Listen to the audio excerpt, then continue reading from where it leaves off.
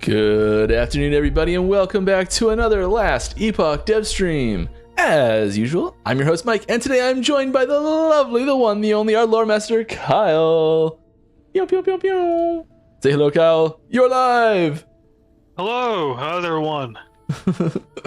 We're back. This is, I think, the third one we've done here.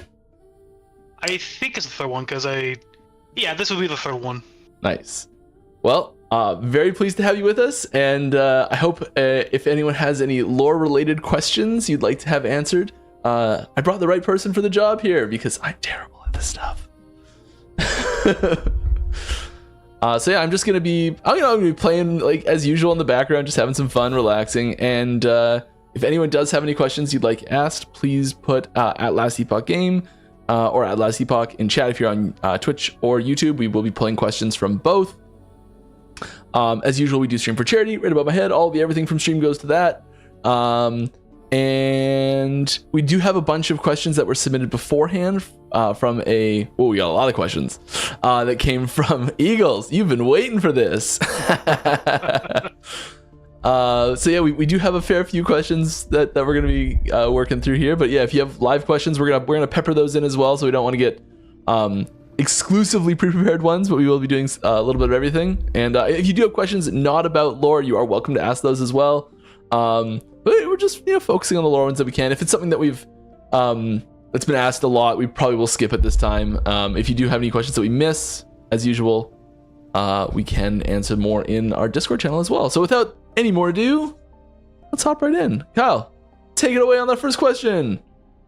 Oh, good. Okay, so I'll be starting with that big list we got from that forum thread that we prepared last week. And yeah, just go start down that list. So first from Apache VE3D, we have Lore Master Kyle sounds like a South Park character, wink, what's his in-game name?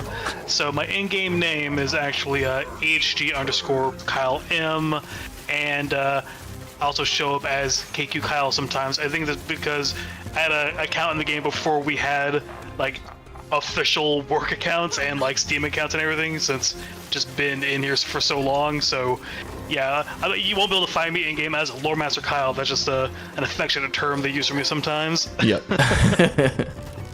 So next question from Kira Luan is, how does Kyle figure out the world concepts and how does he write them down? A lot of it comes down to one kind of combining with the kind of overall plan we've had for the game since a long time ago, and just what we need, like using the recent Weaver stuff as an example, like that come across as we need more in-game content. We need this kind of extra vector for things to happen in-game that aren't tied like hard to like the world itself. And I won't say that I was like alone in coming up with the kind of Weaver stuff. That was actually first like originally proposed by Holly, and when she originally first proposed the Weaver stuff, I kind of took that hook that she presented and kind of ran with it for building that out into the whole like season 2 Weaver like narrative as a whole. So a lot of it comes from just combination of our big original plan from when we first started the project with just what do we need and what can we do to make what we need, instead of like, oh my god, you died. I know, I'm the worst. I'm terrible. I'm just awful. So you're not awful. I was saying, like, a big part of it is just we have this big plan, and just collaboration adds in all the kind of like fun detours and kind of wrinkles along the way. And as Mike noted earlier, Eagles had a lot of questions for us, so I'm now in the part of the big question doc that is just the giant string of Eagles question. Maybe we can do like an Eagles question and then someone else's question and just alternate back and forth. That's a very good idea. I might get tripped up on going back to the right spots, but hey, we'll just make that work. Just delete them from the document once you've answered one. That's a good point. Yeah. Go ahead and clean it up a little bit. Okay, so the first question from Eagles is, can you finally confirm who the Immortal Emperor is? No. That is something that will be revealed by the end of the main story campaign once we have our last chapters in, but we're not going to reveal that until those last chapters are in.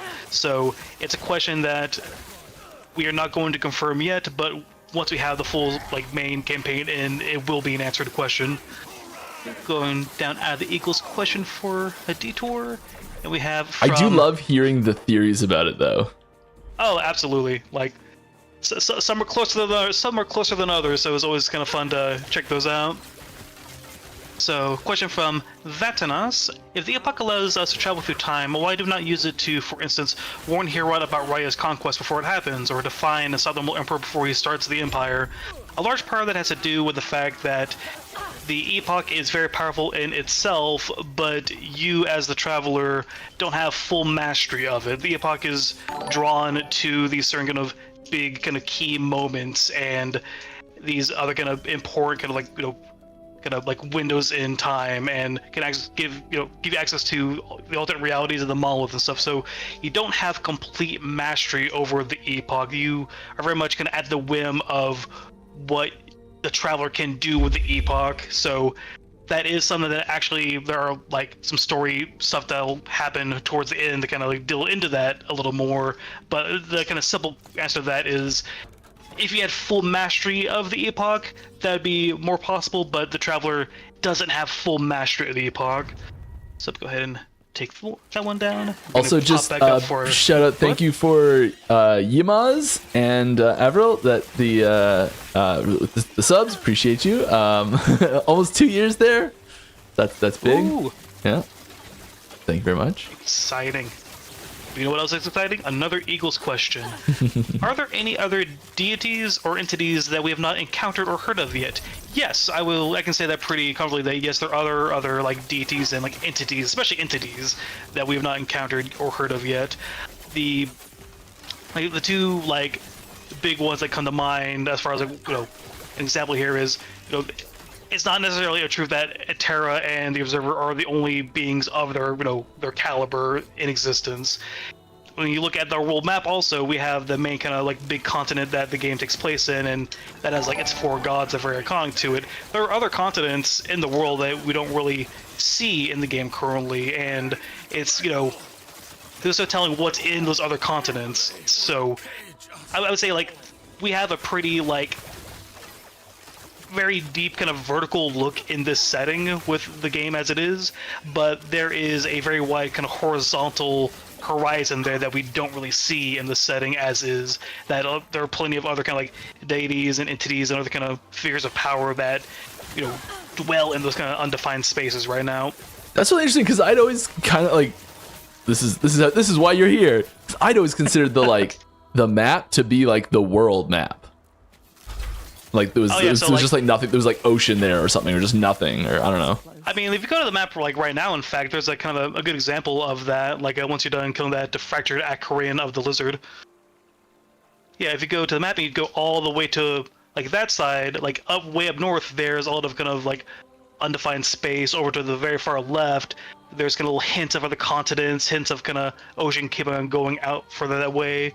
If you really go over to the far east, there's a very like clear kind of undefined there's like, so yeah, there are other continents of the world that just don't really have relevance to the events that the Traveler is involved in. So we have a very kind of like I said, a very like deep kind of vertical look in this setting, but there are horizontal directions that have other things going on that just aren't relevant to what the Traveler is involved in. This is how terrible I am at paying attention to this stuff. I'm the one that put that image in the game. Like, I didn't make it, but like I assigned the references and put it in. I would like to do this whenever it comes up to a little map kind of secret stuff. Go back to the map when you have a chance. Yeah, for sure. I can make space for myself. You want like Ruined Era? Yeah. Ruined Era. And very bottom right. Bottom right.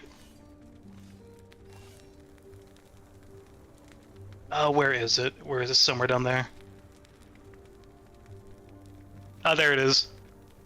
Up a little bit, over back to the right. There's a bit of a delay you're watching on, so it's hard to... Oh, that is very true, yeah. I forgot to take into account the delay. In here? See, I got a few seconds delay on your map, but what I'm currently seeing now, it's to the right of what I'm currently seeing. To the right? To the right. It's very small. Oh, I know what you're looking for. This. Yeah, I know what you're looking for. yeah. I will say there is no actual lore relevance to that. It's just a fun Easter egg. Yeah. I can't pull this up easily. If you come in here and look, it's a reference to another game. A large enemy in another game. Yeah, so no actual lore relevance. That's just one of my favorite Easter eggs in the entire game. But anywho, back to the questions. Let's go ahead and dip out of the Eagle Zone to another Vatinus question, actually. With the class-specific cutscenes removed at character creation, is the mage still canonically the Acolyte's old mentor? I will say yes, the mage is still canonically connected to the Acolyte and her mentor, and like their default backstories are still very much connected in that way. I'm not sure how much of a like future system spoiler there is, but we have talked about Mike, feel free to tell me to stop at any point if I'm delving too deep into stuff I haven't talked about before. But we have talked about trying to get in ways to have more character customization on that kind of default appearance front that could add some kind of incompatibilities with the default mage and acolyte relationship. But barring stuff like that actually kind of leaving the kind of us talking about it phase to us actually making it a thing phase, until that kind of contradiction becomes an issue, I would say yeah, they're still canonically connected in that way. It just, the fact that the cutscenes are no longer really in the game kind of makes that less apparent, unfortunately. Yes, you're safe there. You're safe. Okay, good. I never know how much you reveal on the leaks. I need to watch your stream more. Okay, back up for another Eagle question. Would you consider the erased zombies? Not really. I never really thought of the erased as zombies. The erased that Eagle's referring to, I assume, are the erased that you find in the tombs of the erased and cemeteries of the erased, the kind of mummified looking, husk looking things. I never personally really think of them as zombies, but the similarity is very present and to an extent intentional. They're essentially these empty husks that are meant to hold souls that have been salvaged and kind of collected by the Weaver. So it's kind of a convergent evolution kind of thing. Not even an evolution though, but it's the kind of thing where the individual aspects of them all lined up to have a similar thing, but a zombie is not an erase and a race is not a zombie, but they kind of are very similar in how they're made up and what they do. Down to another non-Eagle question. We have one from Tolmat. Obviously, as a game that has grown from Kickstarter to what it is today, I'm sure there were a lot of originally pitched ideas that have since been changed or evolved.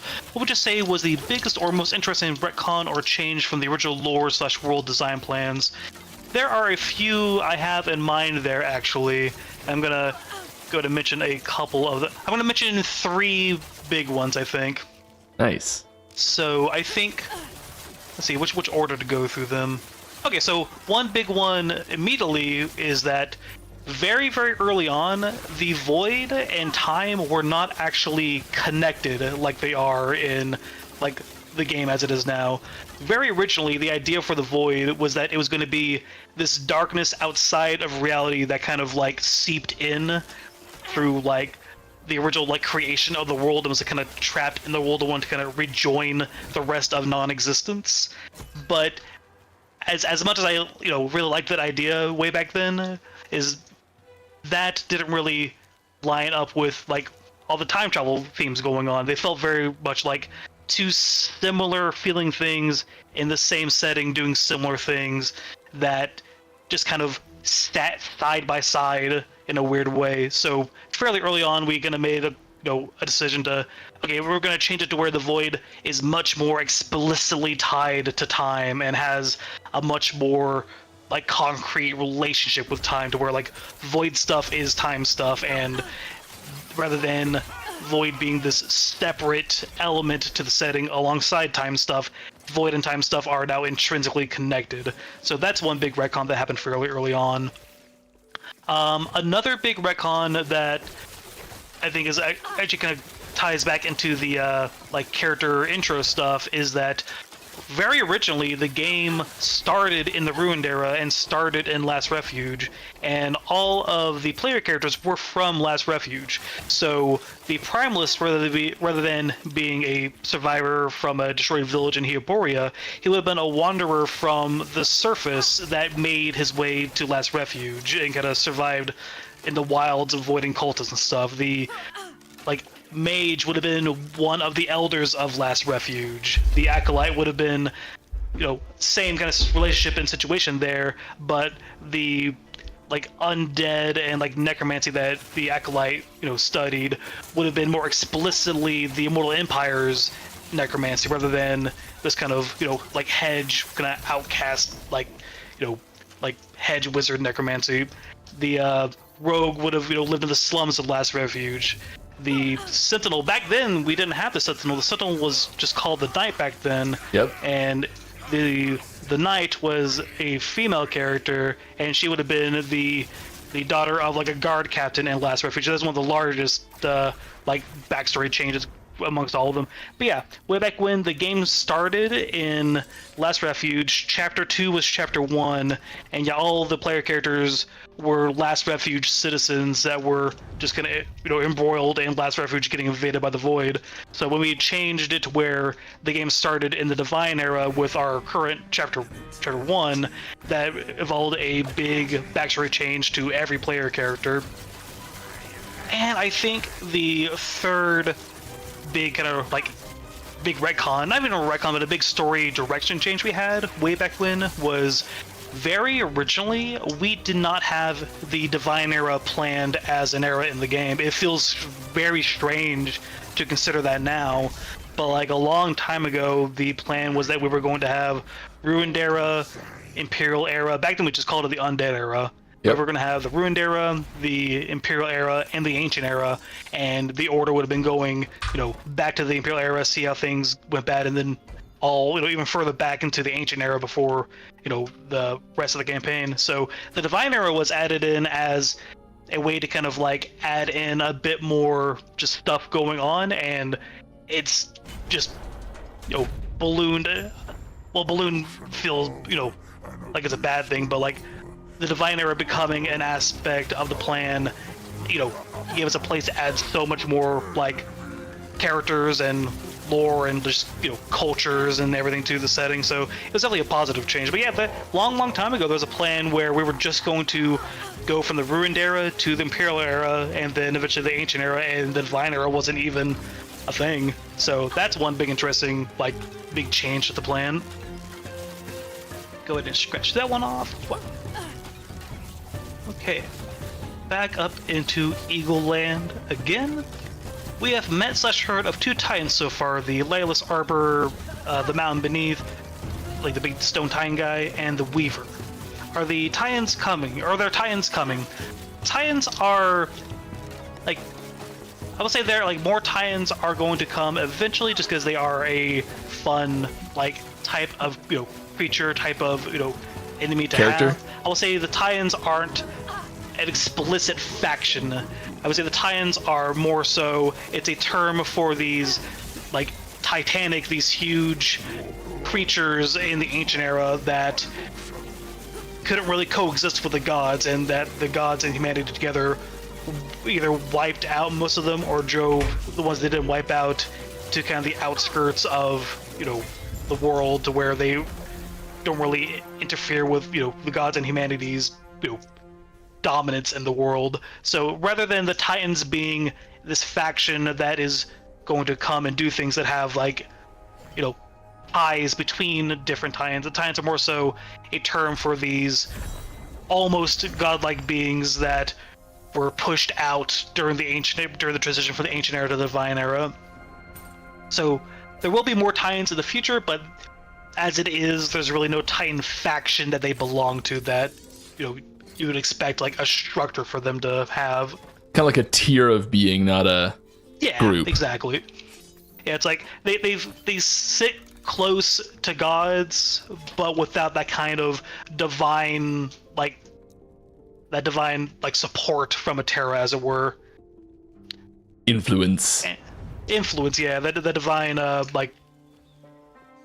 God, there's a word I'm trying to hunt down here. Support, Connection? influence. Anyways, it's less important. Yeah. But what is important is Psychodrive's question. Why is the honey so aggravated? Because you're trying to eat it. That's why. You'd be aggravated if you were trying to be eaten question. too. Another Psychodrive question. Has there only ever been one Orbis? What about Etera? Do these gods exist outside of the timelines? I would say it's less that they exist outside of the timelines and more that the main timeline that the player and the campaign is very much involved in is kind of dictated by their presence in it. Like Orbis more so. Like I would say it's less that there's no other Orbises, more so that the main timeline being the main timeline is because of Orbis's presence and influence on it, if that makes any sense. Yeah. We'll go and scratch that. And back up to an Eagle's question. Is the Weaver totally a spider? Just part of a spider, similar to a Drider? I'll be completely,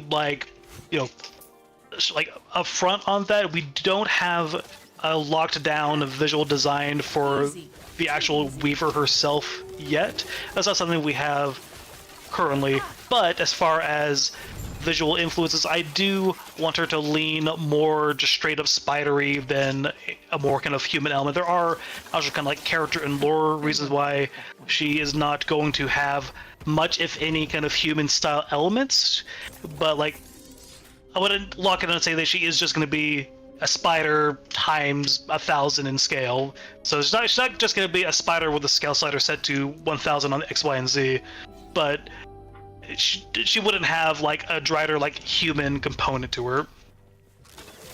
But as far as more details on what she'll look like, that is TBD.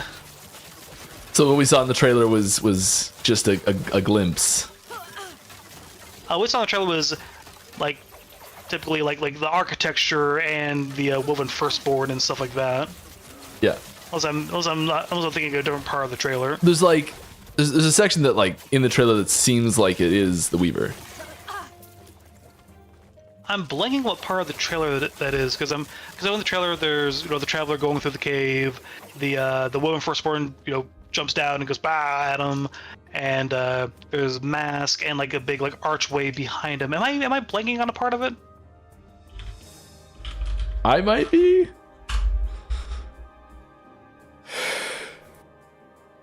Refresh my mind.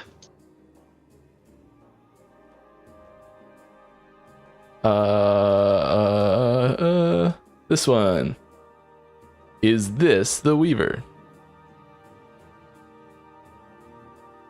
In a second, show up on screen. Oh no, that's the woman firstborn. Okay. Yeah, you fight those at the end of the cemeteries. So the Weaver's not even in the trailer. Yeah. That is a woman firstborn, one of the Weaver's attempts at making a new soul, a new life, kind of inspired by humans, but without humanity in it, and it doesn't go well. Big fan of them. Wonderful. Alright, it still think we had a nice kind of pile of Psychodrive's questions as well, so let's dive down to another Psychodrive question. Actually, I'm going to hit two Psychodrive questions back to back because they're kind of related. Psychodrive question 1: Are grolls the only source of dairy products in Etera? No, there are other mammalian creatures that can give milk. They aren't the only source of milk in Etera. It's just that in Last Refuge, the availability of livestock is very limited. So in Last Refuge, non-groll dairy would be very rare, if at all present. So, like in the Divine Era, where there's a lot more living things, a lot more livestock and the ability. Yeah, there's non-grown dairy really, if you have any kind of access to any kind of like farm or anything. But like in Last Refuge, yeah, you're really only going to be able to get that grown milk. And second psychodrive question that's related is, does grown milk ferment and kind of make booze from it? I mean, you can ferment and make booze out of a lot of things. There's no reason why grown milk would be an exception to that. Yeah, it's got any sort of sugars in it. What's that? If it's got any sort of like sugars in it or something, it'll ferment. As the lore master, I will say that grown milk does have sugar in it. Wonderful. Kind of has to. That's 2 psychodrive questions. Finish, and let's go ahead and hit another eagle question. Just for clarity, Aberroth's mount is a part of him and his legs grew fused into the mount, or was it a separate entity? I would say that Aberroth's mount was formed from his body, from accepting the void and kind of embracing the void and letting it mutate him. But as that kind of like relationship to the void advanced and grew in power, like, and more of his body became void than himself, that kind of lower half pretty much kind of turned into its own void creature, even though it started out originally as a mutation of him. So that's why at the end of the Aberroth fight, it just kind of separates and just runs off on its own. So it started out as his body mutating into void transformation, but just as the ratio of Aberroth to void just kept on swinging more and more void, then yeah, it just has its own void nature and just ran off whenever the fight ended. So cool. It is its own creature now, but it started out as him just embracing that void mutation to give himself the horse he always wanted. Just as a kid, he grew up and always really wanted a horse and just couldn't ever. Yeah. he wanted to be a knight, and never got his horse. Mm-hmm. And then he embraced the void and like, hey, I can sculpt my body into horrible monster stuff with void. I'm gonna give myself a horse. Be the horse you want to have in the world. I don't know. There's something there. Look, take a look at the horse in the mirror and make a change. Okay, we got a question from Father Toast. Curious about the theming of the Weaver. The combo of necrotic plus holy lightning is very unusual. Why was this combo chosen? So a big part of that choice there was because we wanted to get more necrotic themes into the enemy palette of the game as a whole. Like as it is before the Weaver content, really the only source of necrotic damage and the kind of necrotic visuals is all very tied to Immortal Empire stuff, very tied to Imperial era stuff. So it's a whole damage type that just felt very isolated to one faction. And one of the kind of big appeals of introducing the Weaver was this idea of, hey, we can get another source of some of these kind of necrotic teal visuals and these kind of necrotic kind of undead themes. And one of the kind of more unique ways to kind of give that a character that would be distinct from Immortal Empire stuff is, rather than being paired with cold stuff and the kind of dark iron kind of mechanical kind of vibe, we instead go with that lots of golds and lightning, something that you really wouldn't see in Immortal Empire aesthetics and your typical undead aesthetics you see throughout the game. So a big part of that choice is a huge part of that choice is one to add in that extra faction that can have that damage type, and two, to do it in a way that makes it very visually distinct from that existing necrotic visual kind of palette. So that was a very kind of like color palette and art direction kind of theme choice there. A brief moment here, just gonna take a quick second for some shout outs here. A couple anonymous gifted subs, thank you, whomever that was, appreciate you. Also there was a raiding party and Tolmat. Ooh, coming with a sub. Appreciate you all. Thanks for hanging out and being here, people. What do I get? Ooh, bleeding heart. All right, back to you. Next question. Okie dokie. So back to an Eagles question. Will we meet the final member of the triad in Chapter 10? We have met Gaspar and Balthus. Will the third be Melchior? So I will say that Chapter 10 will not introduce a Melchior, unfortunately. there are plans to introduce a third old man into the game that will have a name, if not Melchior, then at least Melchior kind of inspired. Some of those plans have shifted over time, and some of those plans have changed more recently than others, but there is still a plan to get that third old man in there somewhere. But it will not be in Chapter 10, unfortunately. Gotta have that, yes, that group of old men. Like, I wish I could go more into some of the recent changes on that front that have kind of like had to cause some shifts on that plan for the Melchior thing, but that's talking about some Chapter 11 stuff that we definitely can't talk about yet. But anyways, I'll go and Which is being that. laid out, and Chapter 10 stuff's being created with Chapter 11 stuff in mind and everything. Yeah, exactly. But yeah, like the third old man won't be in Chapter 10.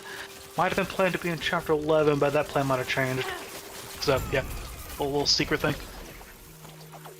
So, over to Father Toast.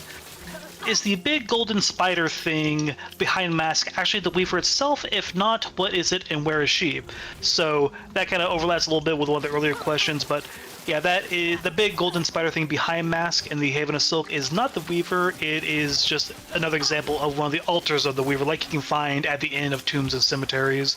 As far as where the Weaver is she is deeper in the kind of cosmic monolith space-esque kind of part of reality. She's still in her own domain, working on her big designs for like the woven echoes and her plans of making her new reality. So if you can picture, if you can see like how like the tombs and the cemeteries are kind of in monolith space and kind of like attached to it, where the Weaver is currently is essentially a even deeper kind of example of those. So she is not accessible by the traveler yet, but she's in a similar space as the tombs and cemeteries, just deeper and more hidden away from the traveler's grasp.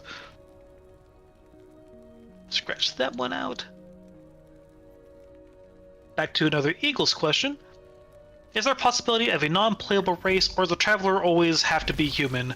So there is the possibility for having a non-human playable race for the traveler. Like a lot of the setting is very like human focused. There are things about like the ancient like history of the world that does put a very human focus on things, but that doesn't mean that a non-human character couldn't be invested in protecting their world and wanting to, take the Epoch and try and save reality. So there's nothing inherently blocking the possibility of a non-human traveler. We just don't currently have any playable yet, so that might be something that happens in the future. We don't know yet, can't say anything, but that is something that could happen. There's no reason why it couldn't, though. Like, I'll just reiterate, like a lot of the settings kind of history is very human-centric, but that is not a blocker to having a non-human traveler. Scratch that one out. And over to another Father Toast question. We kind of have a back and forth going on here. So, tennis back on match. Father Toast. How is the Weaver able to separate herself from time? It doesn't seem like time magic, since that would involve the void. Isn't kind of anti-time magic related to necrotic? It is a little bit related to necrotic, but more so related to the Weaver's inherent power and uniqueness as this being that is Real strong. more ancient. Was that? Real strong. Yeah, I mean, less strength and more so, like, the spider tie-in that the Weaver originally came from is very old and older than the Ancient Era, in fact. So, like, That was close. the spider tie-in would be classified as a tie-in, but it's a tie-in that it's older than most other tie-ins that existed in the Ancient Era and has some ties to some really old stuff going on there. So don't want to go much deeper than that, but yeah, the Been around the block. Weaver's ability to do that isn't connected to explicitly like necrotic or void. It's something more so about her own kind of history and age in the world compared to some other things in the setting. Cool. Scratching that one off, and we're going to take a break from Father Toast and Eagles for a second and go to Erasculio. During Chapter 1, we say Grail is going to get the 3rd Epoch Shard. It's never mentioned again. Did our character forget about it, or was this something retconned? This was not something retconned, it just hasn't come up in relevance for, like... It hasn't come up yet. It is something that will be addressed in some fashion later in the campaign. So it is going to come back up, it just hasn't been a pressing kind of story matter for the Traveler at this point.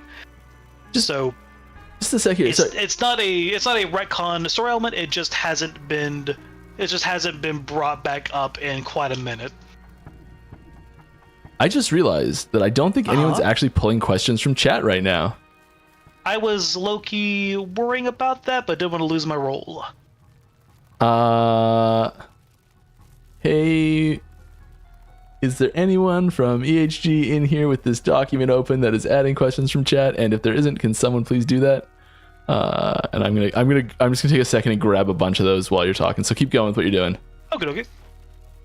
So back to eagles. The gods can have offspring, and dragons can lay eggs. It's possible for Titans to reproduce as well.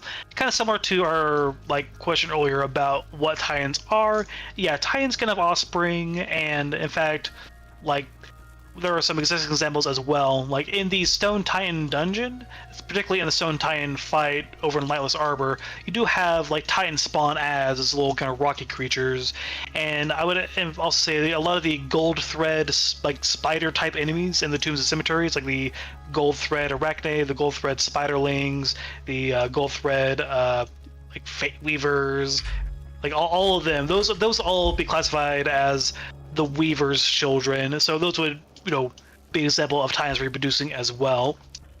We'll go and scratch that one. And let's hit the final Father Toast question. When we're told the Weaver has collected numerous versions of herself, is that similar to how we select our mastery, or more physical/literal? I would say that's actually very similar to how we collect our mastery, and what that's referring to is Gaspar in the end of time has a little bit of dialogue about what selecting your mastery actually is, and that's essentially absorbing the time loss kind of shades of other versions of you that have gone down different paths. So by selecting the shaman mastery as your primalist, you're absorbing a lot of the experiences and power from other versions of you that have gone down the kind of more shamany path before, and kind of leaning on that prior experience from other versions of yourself. So it is a very similar process to what the Weaver did when she absorbed other versions of herself out in that kind of cosmic space after she protected herself from being erased. So it's a very similar kind of thing. I also just want to take a second to note, if in case anyone doesn't know who you are, you are the original lore master for the game and writer, and have been here since literally day one. Yeah, I'm just not as present on streams and social media and other things like that. But yeah, no, I've been with the company since May 2017. Yeah, May 2017. Yeah. So I think I was maybe the 3rd or 4th person. I don't. This before the company was even a company. It was just people doing things. So I think it's the 3rd or 4th person in the group. Yeah, in the random Discord chat. Yeah, in the Discord chat, the Discord server that Judd made when he started collecting people. So yeah, I'm not just some random guy Mike found. Yeah, I pulled the questions from chat. We're all caught up.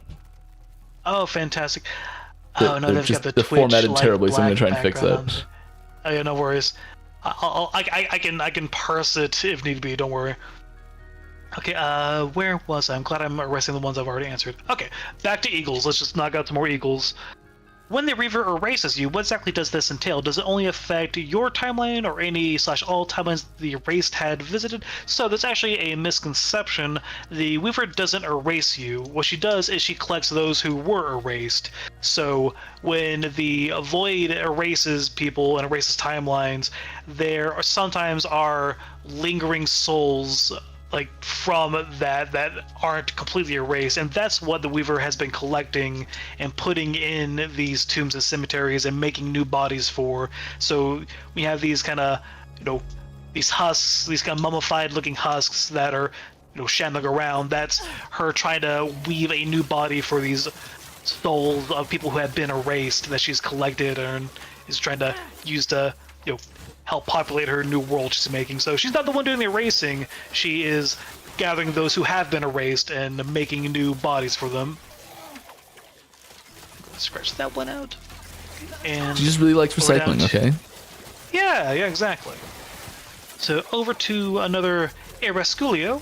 Why doesn't our character recognize people? We fight the Emperor Spymaster Zarek, and then we help a Spymaster named Zarek. We kill an Amal Haran, and then we go and help a Captain Haran who even looks like the person or the head of the thing that we just killed. We meet the Oracle, and then confront Apophis, who sounds and looks exactly like the Oracle, yet our character doesn't acknowledge any of this. I think a lot of that just comes down to some of the limitations of the kind of main character play in this sort of genre. Like, there's not much room for having the character go through a big kind of dialogue event of calling out that kind of thing and causing a kind of branching change to events happening. Like, if this was more of a Baldur's Gate 3 style thing, I could see a lot of room for having that kind of, hey, I'm calling out this connection and let's explore how this can change with this kind of explored understanding. But as it is, the Traveler is more of the kind of stoic, quiet, go kind of character. I do feel like it's something that, if we had a more of a slower game, we could explore more deeply. But it's one of the things that if we dug into it too deep, it would slow things down quite a bit. Okay, back up to Eagles. You would think there'd be not many Eagles questions left. Don't worry, there's plenty of Eagles questions left. We also do have some live questions as well. We can after this one take some time and do some of those too. That is a splendid idea. Now that we have some of the live questions in our list now, fantastic. Okay, one more Eagles question before there. Does the Weaver only target other travelers or just people of immense power? The Weaver would target really anyone with immense power, but the Traveler is their current focus, and the Traveler is very hard to equal in power. So yeah, the current Weaver's kind of narrative is very much focused on Mask and the Weaver's attempts to sway the Traveler into working with them and aligning with their goals. So yeah, Season 2's Weaver narrative is very focused on the Traveler. There is potential that when we return to the Weaver's narrative that we can dive into some other goals and other kind of targets they've had their eyes on. And now let's take a few from our live questions, that we have those in the list. Thank you for gathering that up, Mike. And first up in our live questions, Eagles, what are you doing here again? I'll go and answer it anyways. There's no escape. Speaking of Rune Wardens, who or what are judges and exactly how powerful are they? So the judges, I tend to call them the Rune judges, but when I was writing the dialogue for the Rune mages, I want to be a little more pithy than that. The Rune judges would be the ones who made the Rune prisons and are the ones who have interred the exile mages into them and cast them out throughout time. So I would go into more depth about them, but that is also something that I expect that we'll be diving into more deeply in the game sometime in the future, depending on what our exact kind of post Season 3 plans are. That might be sooner rather than later, but we'll have to see. But yeah, the short version is the Rune judges are the powerful mages that made the Rune prisons and have interred the exile mages and exiled them, and they have some plans and machinations of their own. I'll go ahead and scratch that, and we're going to stick in live questions land for a little bit before we go back to the prepared questions. So Native Zero asks, how did the shattering of the Epoch influence the stability of time itself, and what are the long-term consequences of time travel on Eterra's future? Oh, so that's a big one. So as far as the stability of time itself, I would say it's less that the Epoch is tied to the stability of time, and more so usually Epoch would be deviating from, how to phrase this. So it's less that if the epoch breaks, so does time. It's more so that with the epoch, you can use that to influence time. So if the epoch were just to disappear and not exist at all, like shatter into a bajillion pieces and no longer be a thing, then time would just go on kind of like it would in our real world, just kind of naturally and without really anything affecting it. But with the epoch shattering and epoch existing, is just more vectors for influencing time. And as far as the long-term consequences of time travel, well, thankfully there's this big dark deity named Orbis who makes sure that everything ends in the ruined era and gets erased before any of those long-term consequences become a problem. I mean, if Orbis were defeated and, you know, the world didn't end the ruined era, who knows what could kind of spiral out from, you know, time travel being uncontrolled like that. But thankfully, everything ends in a horrible, ruined, void mess. He's like the galactic time janitor. In a bit, a very kind of finalistic, kind of killing everyone horribly kind of way. So it's what happens with those long-term consequences. That's something that we'll only have to worry about once Orbis is gone and time's free again. Because, you know, part of the problem with, you know, things being free is that things can be free to do things. So yeah, so long-term consequences in time travel, that's a question that will have to be answered once the timeline is allowed to advance past the ruined era, essentially. So go ahead and scratch that one out. Over to Mick Back Twitch. Hello, Mike. Hi. At the at the moment, most of the good pets. Oh yeah, this is a Mike question. There actually is a Mike question. I thought they were just. Okay. Yeah, I got one. Okay, so this is an actual Mike question. So at the moment, most of the good pet/minion builds are solo build, solo Archmage, solo Scorpion. Can we expect some love for enjoyers of large skelly armies or various animal pack builds? Yeah, I think there's. I don't want to say like specifically there's going to be targeted buffs in certain situations or anything like that, but increasing the variety of pet builds that are available is definitely on the list. So a vague yes. Vague yes is not a no. Okay, over from repeats. Why isn't Mask credited for old Weaver items? Hashtag stolen valor. So the super simple, just parting the curtain answer to that is we didn't have a name for that guy when we first made those Weaver Will items. And actually, I mentioned it earlier, the actual first initial like pitch for the Weaver and the whole like, you know, woven system and idea actually came from Holly, and her first kind of expression of that was making those Weaver Will items a million years ago. And when she made those Weaver Will items, it was kind of with this idea of like someday we'll explore this Titan, explore this spider creature, and kind of, you know, dive a bit deeper into that. And when we're, you know, working on season 2, it was like, hey, this is the time to dive into those Weaver Will items and build out the rest of that system and the rest of that theme. So the simple answer is that when those original items were made, Mask didn't exist. There was no like face character in mind besides, you know, the acolyte of Golden Silk. And when it came time, like, oh hey, let's actually flesh this idea out. It's like, okay, let's give a name to this acolyte of Golden Silk guy. And that's where we get Mask, and we get a lot more of the fleshing out about it. It's one of those kind of just kind of stacking our Legos on top of each other processes that comes with us, you know, collaboratively making this game over the course of, you know, 7+ years. Nice. I wish I could say that we had every aspect planned out in one big mega doc right before we started doing anything. That's only for some of the more broad campaign things. Like it's an ever evolving organic process. It's one of the kind of actual, you know, more cool, interesting aspects of this kind of collaborative, creative process. I'm going to do one more live question before knocking out some of the prepared ones. Again, from Mick Mac Twitch. Can you make Wendigo Patriarchs more distinguishable from average Wendigo Shaman? Because we often don't notice them until they unleash their avalanche and you die. I think that's more of a Mike question. Yeah, we do. I think, yes, I think that's a very admirable thing to ask for. Having the scariest thing be the most visually prominent thing is really important in general.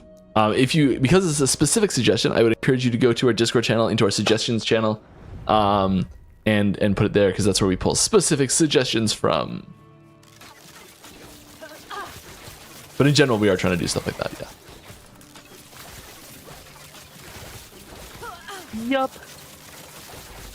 Back up to Eagles, back in our prepared section. What is the relationship between Orbis, the Void, and the Weaver? So, I would say the relationship between Orbis / the Void and the Weaver is very adversarial. One of the Weaver's main motivations for wanting to collect all these erased souls, weave a new world, and kind of move, her children and what she likes into the new world and out of the current one is because of her kind of disdain and hatred of the Void. So it's very much she is against the Void, and that's why a big part of our relationship with the Woven faction and Mask is, a friendly one, is we have a kind of similar goal in being against the Void. For the people who have gone deeper into the Weaver system and gone some of the high rank conversations with Mask, will know that the Weaver's disdain for the corruption of the Void, she also has a disdain for humanity in a sense, and that problem will likely become more of a problem once we revisit the Weaver narrative in a future content update.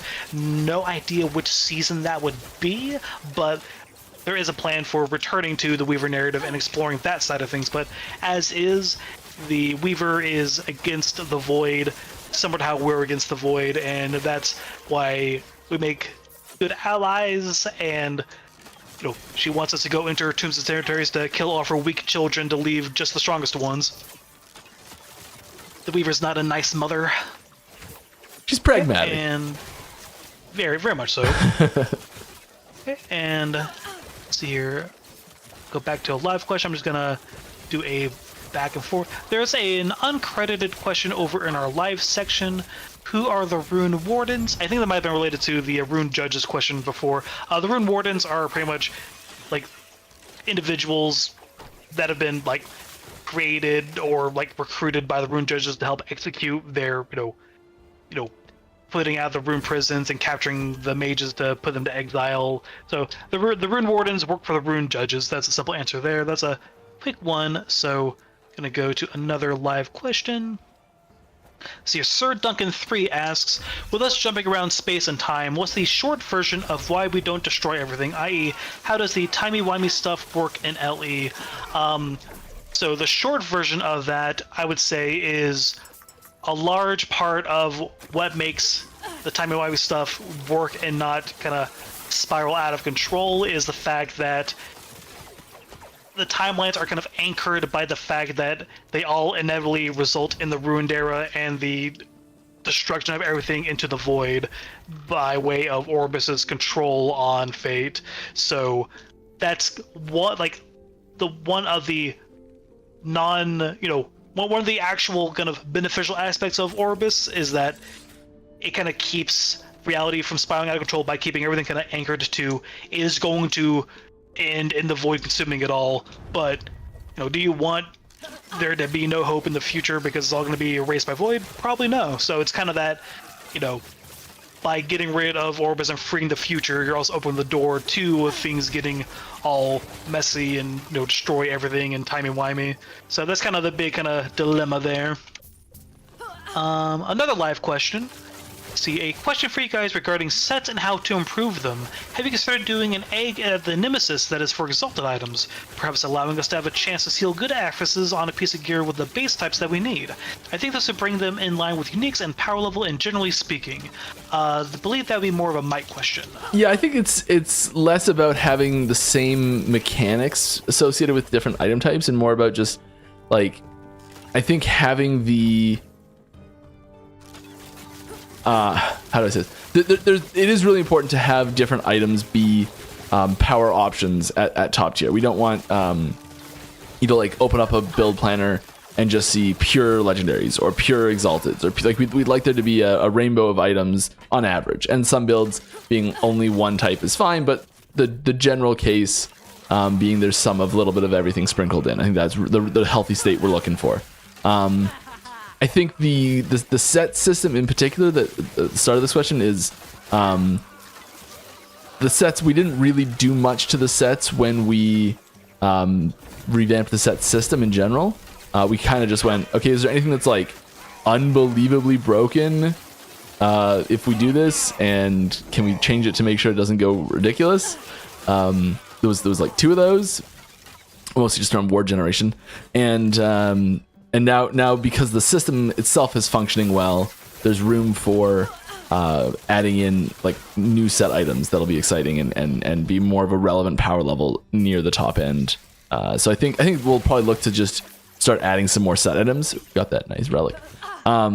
Before we start looking at too many large systematic changes for things like that. But there's definitely room for new expansions to the item system in general to try and encourage more variety in item types.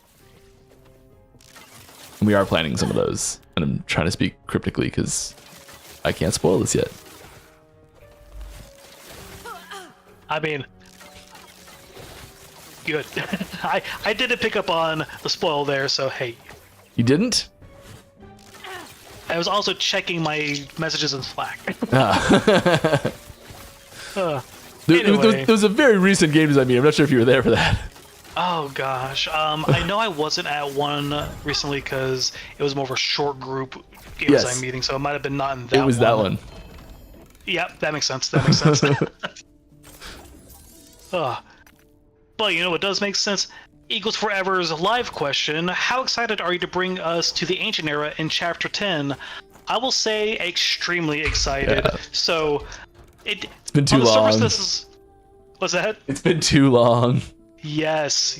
So yeah, on the surface, this is a fairly simple question, but it does give me a springboard to kind of talk about the, I don't want to say turbulent, because it hasn't really been turbulent, more so just kind of stop and go, red light, green light on the chapter I, it was my original names, chapter 10 progress. So I was actually digging through some old documents, old stuff the other day, just digging some stuff up, and I got reminded we have chapter 10 work from all the way back in 2020, and that's because when we were working on chapter 9, we were working on chapter 10 towards the end of us working on chapter 9, because we were planning on just banging out chapter 10 right after release chapter 9, the Majalka, Majasa and everything chapter.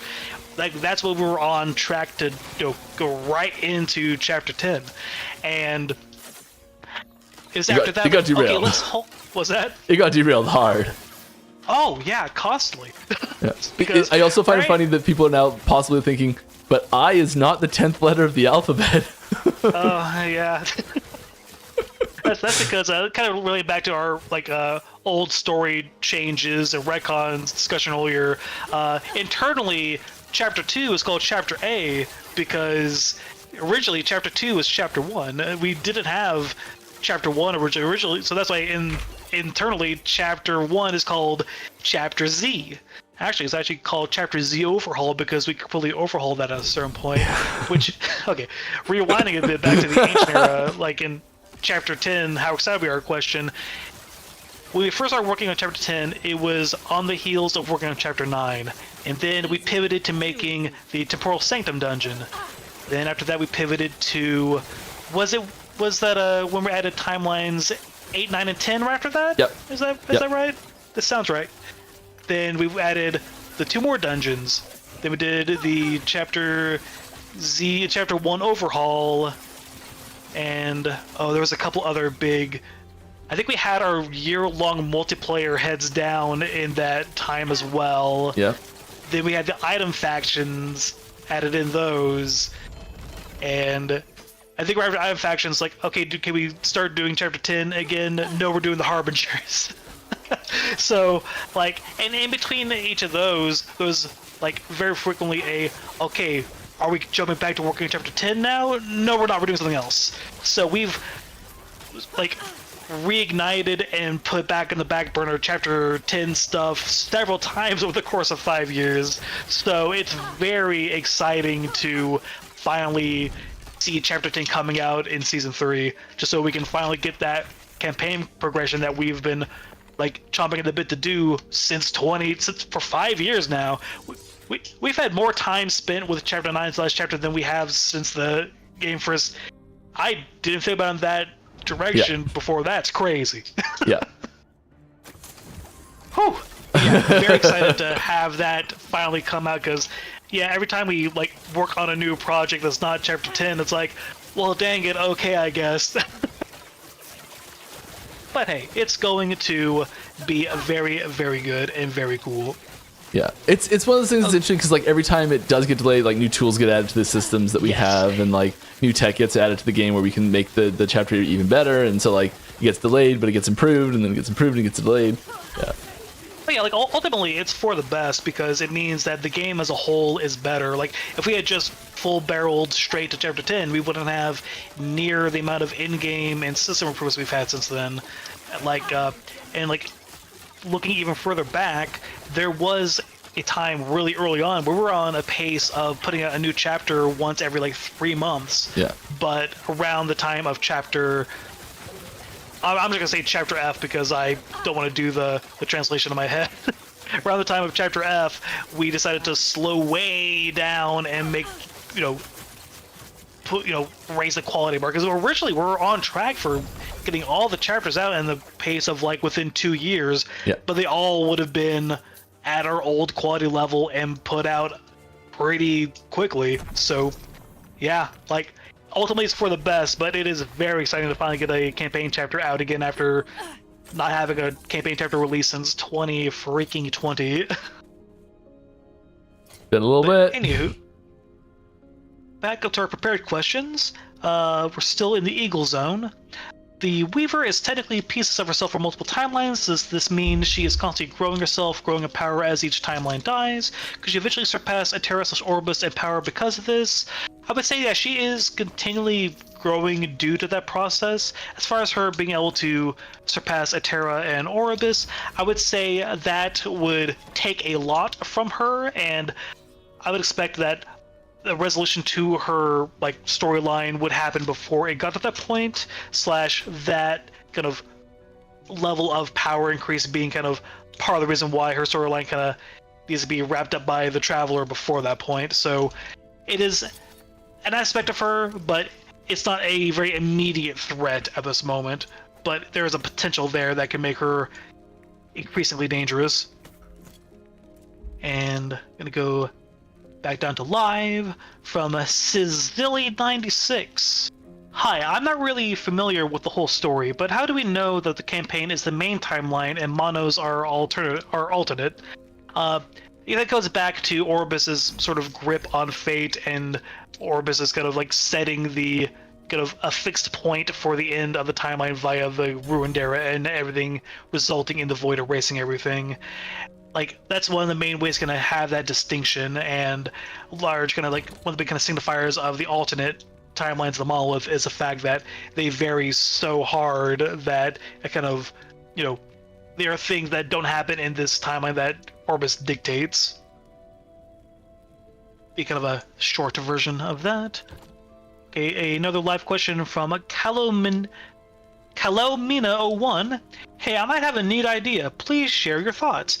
I'd like an overview in my Monolith of Fate that shows what kind of prophecies I have and which monolith, like that boss or that specific timeline, etc. Because I always calculate in my head on which monolith is worth to run, or how much prophecies I can fulfill in which one. I believe this might feel like more like a Mike question. Yeah, I think this is like sort of an extension of the so we just put the corruption listing down on these to try and help with things like that. There's quite a bit of information there, especially the prophecies, because that is COF specific stuff. I do think there's room for a little bit more information to be shown here, but I feel like a lot of that might belong more on this screen because of I don't know, maybe some like information here of like which timelines have the most prophecies available in it or something like that. Can you tell what I'm hunting for here? I would really like some bows. Yeah, I mean that's an interesting ask for sure. You should put that in the suggestion channel on our Discord, so that we can get that a little bit. Yeah, if you've got specific things you want to see there that you'd like to see laid out differently, definitely put that in there. I do like the idea of more data and more information being available readily. There's kind of this there's a lot of numbers and things here that are not immediately obvious what they mean.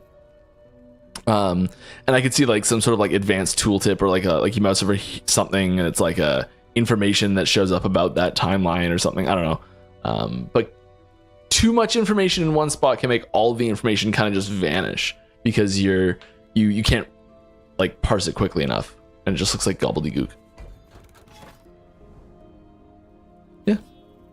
Yeah, I think that's a pretty good answer, because like UI like readability is always a big kind of like concern whenever we're putting in any kind of like new system or any kind of tweak to a system.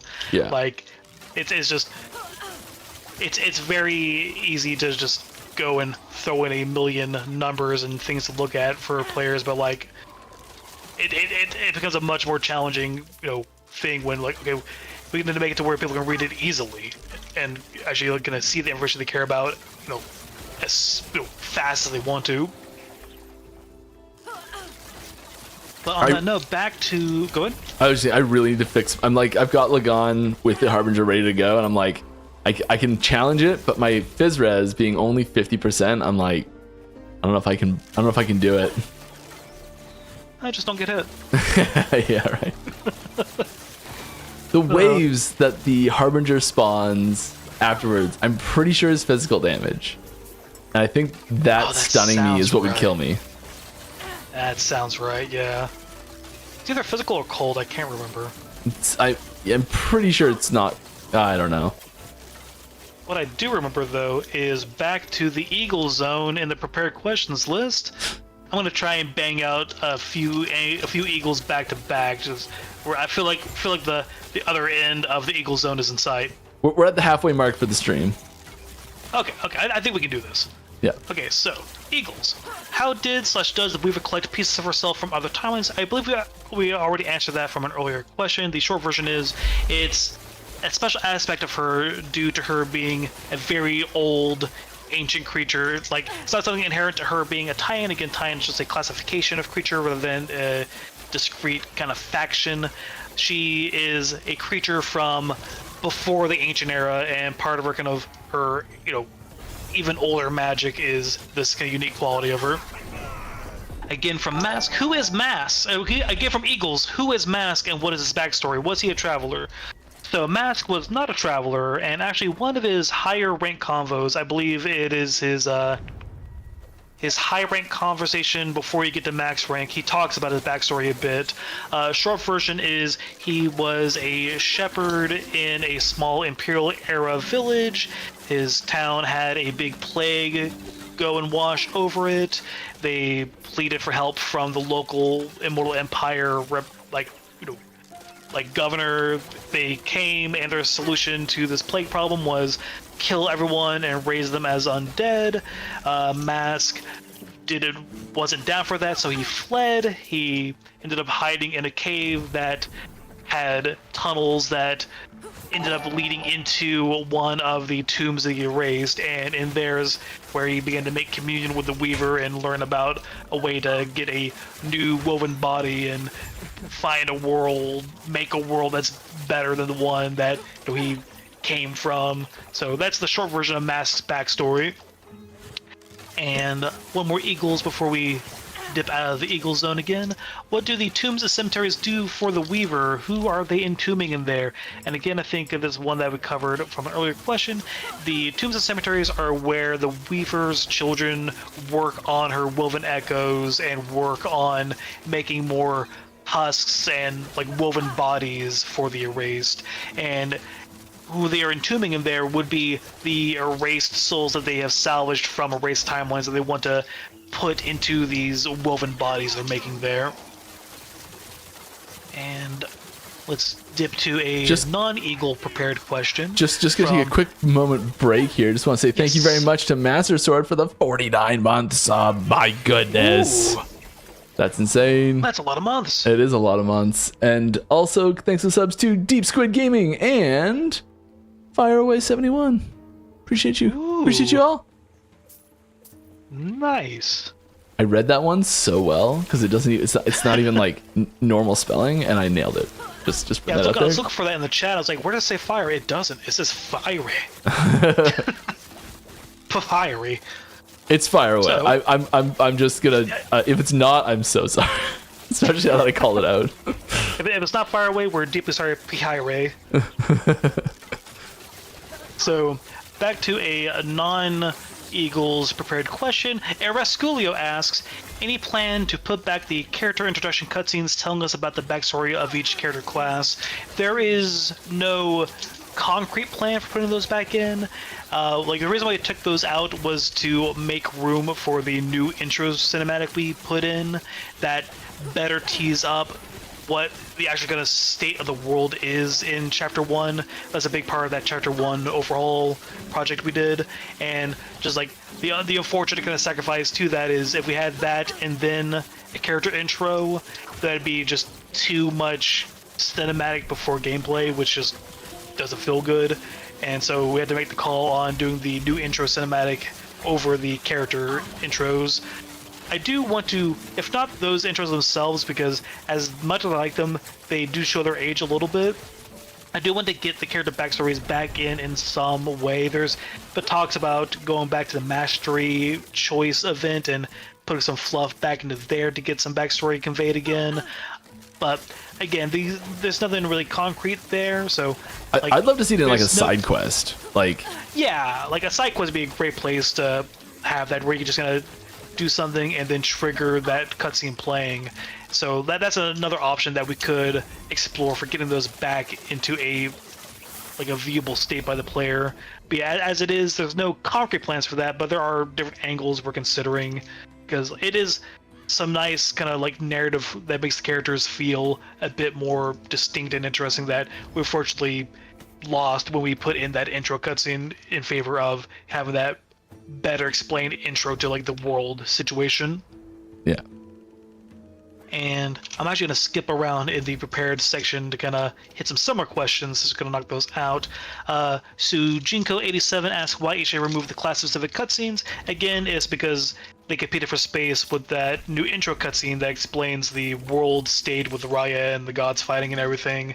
And we do want to put those in at some point. And that would also answer Jinko87's next question of, can we get them back again in the future and add more of them? We want to, it'd be good. It just, yeah, we need a more concrete plan there that we've been kind of exploring back and forth with different kind of angles. So with those answered, gonna go jump down back to the live questions list and grab another couple from there. From Make Mac Twitch. Right now, almost every unique boot receives movement speed affixes. What about pairing the movement speed affix with another, a bit like armor plus less crit chance, and give us movement speed plus armor, movement speed plus mana? That'll give us juicy options for boots. Mike, I think the juicy boot question would be for you. Yes, I wasn't listening at the very start of it. Can you say the very beginning of it, just the first words? Yeah, absolutely. Right now, almost every unique boot receives movement speed affixes. What about pairing the movement speed affix with another, a bit like armor plus less crit chance, and give us movement speed plus armor, movement speed plus mana, that give us some juicy options for juicy boots? Like unique boots need to have movement speed on them to like compete with like exalted boots, unless they are like, okay, so high tier exalted boots need to have movement speed on them, specifically so that you're not using your very first, like if they're low legendary potential boots, so like they're pair of boots that are only ever gonna, you're like sweet, I got a 1 LP, or oh my god, I got 2, that's amazing. If they don't have movement speed on them already, you're gonna be burning that first LP slot almost every single time with movement speed. And it's a little less interesting doing that, so they almost all get some sort of movement speed on them, but they also thematically just tie into movement speed because it's your boots. I'm trying to talk and do stuff. So your boots being so thematically tied to your movement speed, we usually want the special effects that they have to relate to movement speed in some way as well. And that's like, not, there are outliers for sure, and we're gonna keep making outliers as well, but the general theme, like every item slot has sort of things that you'll generally see associated with them, like weapons do damage, like kind of reductive, but and like shields often are focused around block, and like the belt is often focused around potion related things, and so there's a lot of these like tropes and themes that run through the item type slots themselves, and so like boots are probably going to maintain like a movement speed related effects for the most part, but there's always outliers. What about hybrid affixes like movement speed plus armor or movement speed plus mana for those juicy boots? Like, I mean, sure, we can put those on. Can we also name it Juicy Boot? The boot of juiciness. Juicy boot, it's gonna move you. You know it will. I want to read the flavor text. It's going to move you. Yeah.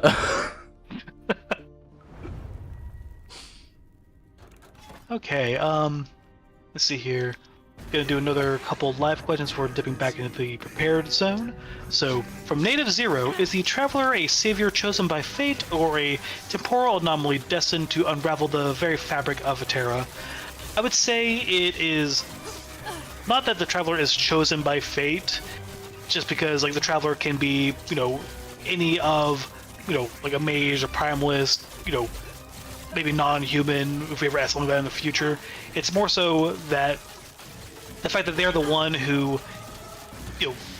get the Epoch shards and eventually get the Epoch, like, it's more so their connection to the Epoch more than anything else that kind of proves their role in everything, and their ultimate kind of like determination to keep on trying to save reality despite, all the evidence of like whenever someone tries to fix reality, it makes things worse, and how so many parts of the world end up resulting in ruin and failure and all that. So, like, I wouldn't say that the Traveler is chosen. It's more so the Traveler is the one who chooses to keep going and, use the Epoch that kind of like prove their status as like our main protagonist, our main hero.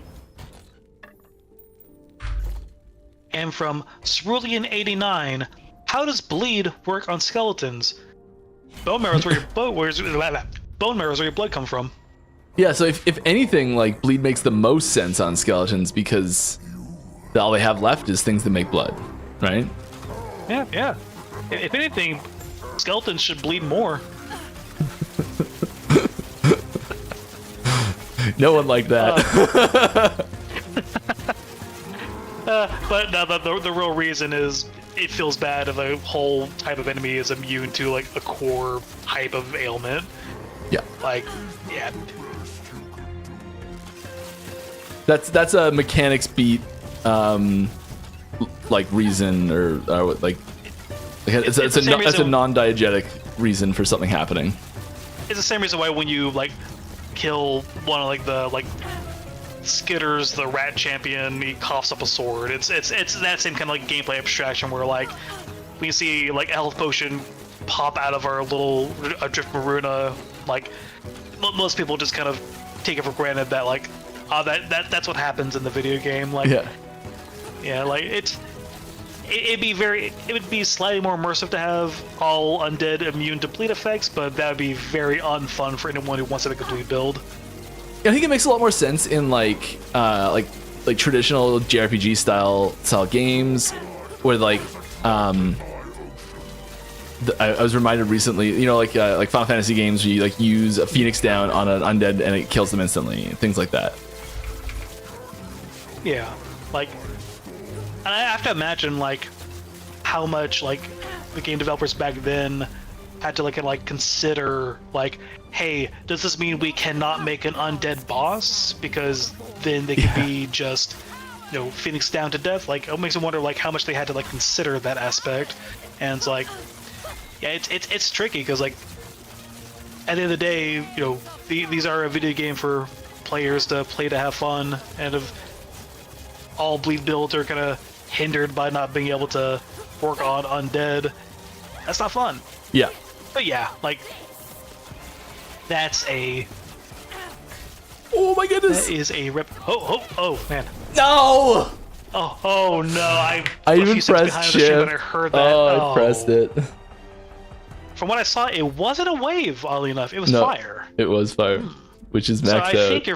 I think your physical resistance is not the problem here. No, I think it's my health pool and my secondary defensive layers and my skill level and my gear and my me.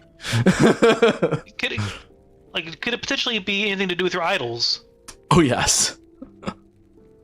Well, thankfully, we have a question in the prepared list from Eagles. When idols are enchanted by the Weaver, they become heretical. Does this mean she is against Atera/Atera's religion? I would actually say that the Weaver... We already went over how the Weaver is against the Void and Orbis. The Weaver is also against humanity in a lot of ways, and with Atera being humanity's main kind of supporter in a lot of ways, that would put the Weaver against Atera and the other gods as well. So that is a source of conflict that will become more of an issue as we go deeper into the Weaver narrative in future content when we revisit the Weaver. But yeah, the Weaver, not a fan of the Void, not really a fan of Atera and humanity either. And another Eagles question, so we can chew through those a bit more. That's kind of a related question. Is following Atera the only religion on the planet, or is this replaced by the gods and eventually the Emperor, or do they coexist, including the other continents we have not been to yet? I would say that the religion that is more focused on the gods is very much a kind of subset of that kind of Ateran religion, with the gods all being very much known as being part of a hierarchy with Atera above them. So Raya worship has this kind of implicit understanding that Atera is above Raya, and the Hierot worship would be with this kind of understanding that Atera is above Hierot. But with Atera being very much kind of dormant and absent during the Divine Era, the kind of question of what would Atera have wanted, and Hierot and Raya disagreeing on that still leads to big conflict, even though, by definition, they're both under Atera. So, that kind of absence of Atera in the Divine Era leads to a lot of conflict, despite them all being essentially still Atera worshippers. Though, when the Immortal Emperor comes into the scene and wipes out the gods, the god worship definitely gets very pushed down and wiped out. And even though that doesn't come with an explicit kind of rejection of Atera, the focus very much ends up being very pro-Emperor, anti-God, even if their focus is more on being anti the Divine Era gods and less explicitly anti-Atera, if that makes sense. As far as the other continents, Atera's focus is very much on this continent that we're here on in the main story. This is a very special part of the world, very much due to Atera's presence here. So in other continents that we don't really visit currently in the game, there is room for systems of worship and figures that can be revered that aren't so explicitly tied to Atera's hierarchy and system and everything. So you can even say that this continent in the world that we see in the game is this is the special continent by virtue of Atera being here and not on these other continents, but these other continents can still have their own forms of worship and everything. And let's dive back to live questions again from Retrix067. Is there a plan to add a way to transfer an item to the currently... I'm going to save this question for after Mike does the boss fight. Go ahead. No, I'm good. I can do early Lagan. Okay.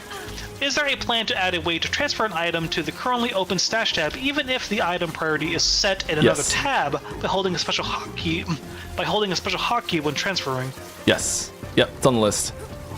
Yes. Oh! I thought it was going to warp me. I'm just I'll be fine. Oh no. Okay, so that one was physical. So yeah, I knew I was gonna die to that if I stood there. I just was it'll warp me before it hits me. Oh, that was just me being cocky. Another live question from 1768256. Has the Weaver influenced events from the very beginning? Recall lore stating that the Weaver is unaffected by the Epoch power. Not quite recalling the not affected by the Epoch power aspect. Trying to think about what that could mean. But on the But on the more like core of the question, has the Weaver influenced defense from the very beginning? I would say yeah, the Weaver has been present from the very beginning just by virtue of her origin being from the Ancient Era. Just Before the Ancient Era. Well, yeah, in fact, before the Ancient Era. Yeah, correct. But I would say just her influence has been very focused on making this new world of hers. So she doesn't care that much about the main kind of material world that the player and like other like normal people would be involved in, because she's so focused on making her new woven world and interacting with those who can aid in that, such as a traveler. So yeah, the Weaver has been present during the game's events. Just she doesn't really care about interfering with, you know, the lead up to the Ruined Era or the Immortal Emperor or anything, because her plan is very much make this woven world, move all the souls and herself she wants to it, and that's just the new world. Don't have to worry about voiding it once she has perfected it and everything. So if she has influenced events, just the influence she places on the main events is minor compared to, you know, what she wants to do ultimately. Okie dokie, another live question, and this is more of a... I'm gonna save the gameplay one for after this because you're on the Harbinger now. Yep, thank you. Yep, no worries. So back to an Eagles prepared question. Without getting too spoilery, is the story going to be complete when Chapter 12 gets here with a confrontation with Orbis, or will the story continue in the Monolith and other activities? So it's kind of a both answer, in that the confrontation with Orbis will happen in game as an in-game activity. The confrontation with Orbis won't be in Chapter 12, but it'll be in-game after the campaign. But that being said, we are not going to release Chapter 12 until we also can release that Orbis confrontation in-game. So the kind of way it's going to go is, oh my god, it'll be Mike's past the last board bar. Oh, I heard a victory grunt, but my screen footage is legit. He got it. He got it. And there's how long the delay is. Oh. So back to the question. So the short version is, when Chapter 12 comes out, that is also when the confrontation with Orbis will come out as well. But the end of Chapter 12 won't be the Orbis confrontation. It'll be in-game. So they'll come out together. It just won't, player progression-wise, be at that same moment, if that makes any sense. Come back. Because the kind of idea is that at the end of the campaign tease up going to the Monolith and eventually confronting Orbis there. And speaking of, going back to an earlier question, speaking of the original Knight character, from the very beginning, when before we revamped everything, when we were going back to like the whole retcon question, the Knight that's standing beside me right now is the same character. It didn't look like this, but at the same time, this is the same lore character as the original playable character for the Knight. Correct, yeah. Like, she's gotten more, like slightly different, you know, backstory compared to back then, way more fleshed out compared to back then. But yeah, the very original idea when making the Forgotten Knight, like before she even became like a, you know, a prevalent in-game character and was just an end-of-time NPC, was that, oh hey, we got rid of our female Knight character when we reintroduced the Sentinel. Let's put in a Forgotten Knight character here. This is kind of like a the little reference to that. Yeah. A little nod. Yeah. I'm gonna do another Eagles question. What is the Haven of Silk? Is it like End of Time and kind of pulled out of the timeline? Essentially, yes. It's the same kind of outside of normal space area that just kind of like exists in the Monolith and, you know, End of Time kind of space, where it's not in the like normal kind of material world. It's the same kind of area as the tombs and cemeteries, where it's just kind of woven onto and kind of piggybacking off of the Monolith End of Time kind of space. Whenever the Weaver finishes making her new world, she'll, you know, pull what she wants off of this and kind of move it there. But as is, yeah, it's the same kind of like the only way you kind of run into the Haven of Silk in the normal world is by wandering into an entrance to the tombs in the first place and then going deeper from there. Dokie, and go to another prepared question that's not Eagles, just gonna bounce that around a little bit more. From either darken or darken. There's two A's, so I'm not quite sure where to go there. But what are time rifts exactly? Why are they formed at specific places? Why are they connecting only two specific points in time? Like the simple version of that is, like, despite the kind of like cleanup that Orbis kind of symbolizes by making this endpoint in time, and despite the fact that like the Epoch is, you know, not fully mastered by the Traveler, there is still some amount of timey-wimey kind of like damage happening to the, you know, fabric of space and time. So there are points where time is like weaker than in other points, and he took down a Harbinger and he got hit by a bone shard? Jeez. But there are points in the world where like time and reality are weaker than the surrounding points around it, and those are points where the Epoch can kind of push open that rift for the Traveler to go through with their kind of limited like control over the Epoch. So it's just a fact of like some inherent instability to reality due to all the time stuff happening. And let's hit a live question from Micmac Twitch. Can we expect the ability to imprint idols? I wouldn't say expect, no. It's not like out of the realm of possibilities, but there's no immediate plans for it. I wouldn't hold your breath. And I'm not holding my breath either. Don't worry, I'm breathing nice and clear. Next is V_C. Still in our live question zone. What is the purpose of the dragon that we see in the background of the Molotov hub? That would be our big old ancient chrono worm. So there's no explicit purpose for the ancient chrono worm at the moment. The kind of origin of that is when we're first concepting out the end of time and like this kind of related areas, we, you know, had this idea of like, hey, you know, what would a like a natural like wildlife be for this kind of in between reality place? That's where we came up with these chrono worms. These would be essentially kind of the natural scavengers for broken and dead timelines. Like these would be essentially if Orbis wasn't around to kind of erase everything with a void, there is another kind of decomposition process for broken aspects of reality, and that is, you know, these chrono worms eating the remains there. So there is a bit of a, you know, like aspect there of, you know, which one's more natural than the other, as it were.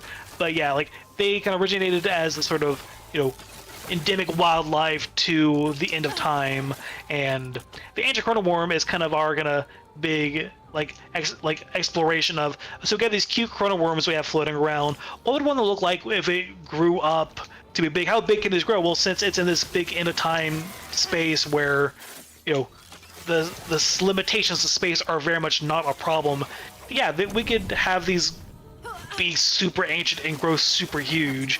So like, as far as like the current purpose is really just gonna have a nice kind of set piece in the background of In a Time and Molotov Hub, and it's a nice way to kind of play around with like the background of these various In a Time style scenes that have something cool going on.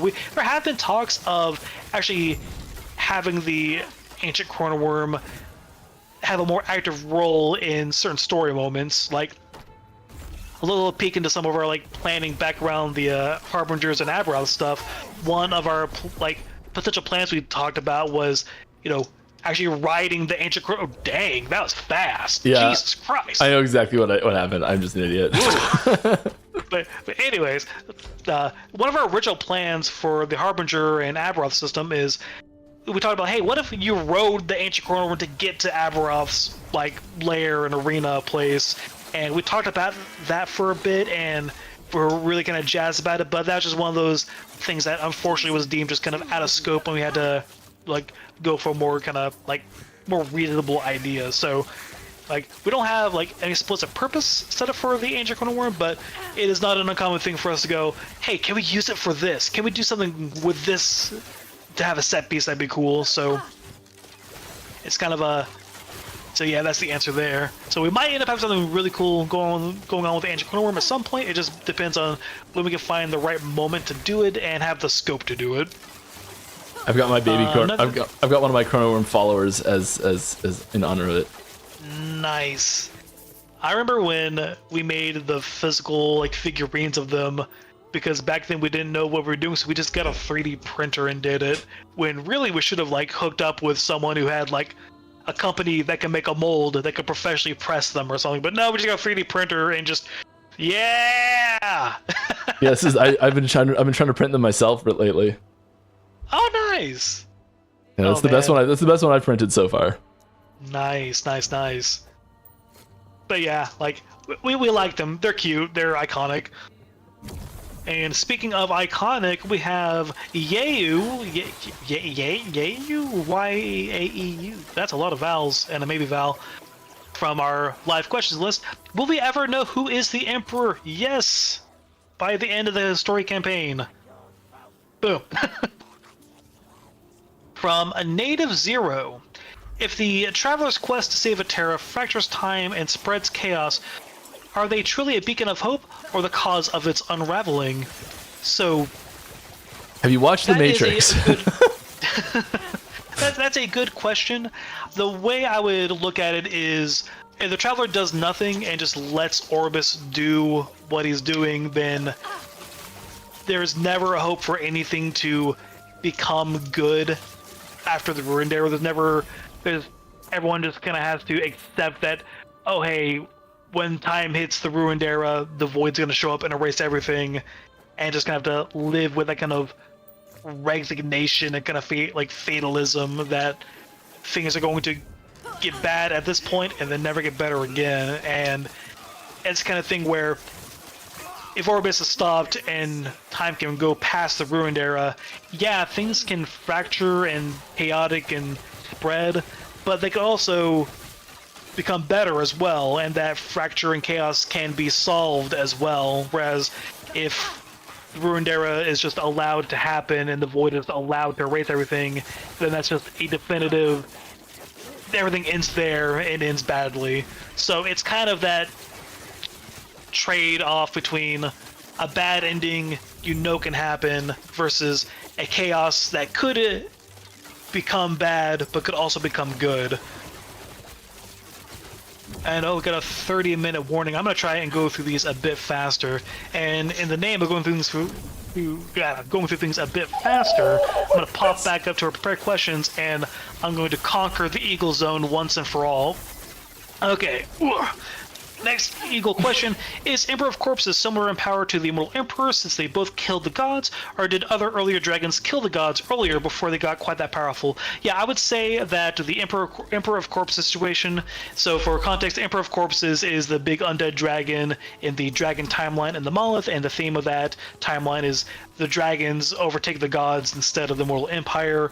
A big part of that is the fact that the dragons overtook the gods way earlier and before the gods were quite as entrenched in power and position, and also it was much more of a lot of dragons taking out the gods together rather than this one immortal emperor figure kind of stomping them all. So there is a similarity between the Emperor of Corpses and the Mortal Emperor, but I would say the Emperor of Corpses is definitely less powerful than the Mortal Emperor, since he's kind of feasting on the kind of remains of this broken timeline filled with undead, rather than being the explicit one to go and do it himself. Next question: what exactly are the Harbingers? Are they some clone of Aberroth that he makes? Can they be redeemed like Gorthithia? So part of the lore of the Harbingers is that they are travelers like the player and like Corinthia. They're people that have traveled through time trying to fix everything, but they have fallen to despair and were seduced by Aberroth with the promise of like, hey, what you're doing isn't going to fix anything, but if you work with me and serve Orbis, then you can at least kind of embrace despair and have an effect in that way. So they are travelers that have embraced despair and allowed themselves to be essentially mutated by the Void in the same way that Aberroth did, but to a lesser extent. And can they be redeemed like Corinthia? I would say it'd be very unlikely. The Harbingers are very much examples of those who are too far gone. They have given themselves up to the Void, both body and soul. Corinthia was able to kind of pull out from that much earlier on that kind of path than they did, but I wouldn't say it's 100% an impossibility. Next equal question: can the Weaver pull other tie-in parts to piece together, or just pieces for other selves? Just pieces of other selves. It is a very much a original Spider tie-in Weaver quality rather than a tie-in quality. Next equals question: is Nixius, the two-headed fire ice dragon from the Woven Echo, one of the main line of dragons? He seems small compared to the other dragons we fight in the game, even though it has two heads. He is, I would say there's not like a main line of dragons, but there are just a number of named dragons, and he would be one of the named dragons, just not as prominent as some of the other ones. Like we have our, the Emperor of Corpses, though that's a lot of beetles. Yeah. Like our Emperor of Corpses and some of the named ones referenced in uniques. So he's similar to those other dragons, but not quite on their scale. Next eagle question: does the Draw Queen exist in today's Etera, or do we start their extinction by hunting their queens in Woven Echoes constantly? So, the Draw Queen depends on what you mean by today's Etera. There's lots of eras. I will say that you will, in future chapter content, you will see a Draw Queen in the campaign. So in a actual real part of the world rather than a Woven Echo. So the Draw Queen is something that you will see in a campaign area. In which chapter and which part of the campaign, I'll leave that for y'all to guess. Another Eagles question: we have the gods, the Titans, the dragons. What grouping would a Terra Orbis Observer be like? Like Elder Gods? I mean, Elder Gods is a decent term. They are definitely like a tier above the Divine Era Gods, definitely above Titans and Dragons. They are more connected to the pre-ancient civilization than anything else, and there is definitely a big kind of power jump involved there. So they are very much their own group that's above all those other ones. And another eagle question: what is the relic from the Observer that we protect do? I assume this is referring to that one Woven Echo, where you have to defend that relic from the stuff in 2 different times. It's like a giant multi-timeline TV, and is it really worth protecting that much? It is definitely a vector for the Observer to use to view things, and I would say like it is worth protecting due to the power you can gain yourself at the end of that Woven Echo, but it's not like a crucial part of the Observer's like tools. Like there are other similar things that the Observer has that far eclipses that in power and importance. So yeah, and last prepared Eagles question: the giant turtle Woven Echo, are we fighting on the back of a tie-in? I would say that the giant turtle does count as a tie-in in the sense that it would be classed as a tie-in, and not that tie-ins are any kind of like predetermined like faction. So I would classify that turtle as a Titan. But you wouldn't see him at the meetings with all the other Titans necessarily. Yeah, the Titans don't really have meetings to hold, but like if you were to look at a spread of the creatures in Etera, you would look at the turtle and go like, that's a Titan. If you're making like a tier list, an Etera power tier list. Terra power tier list. Let's see here. I would say on an individual scale, most dragons. Then above that would be kind of butting heads would be particularly powerful dragons, and most Titans. Above that would be Divine Era gods. Well, the gods that you see in the Divine Era, but they were also like present in the Ancient Era.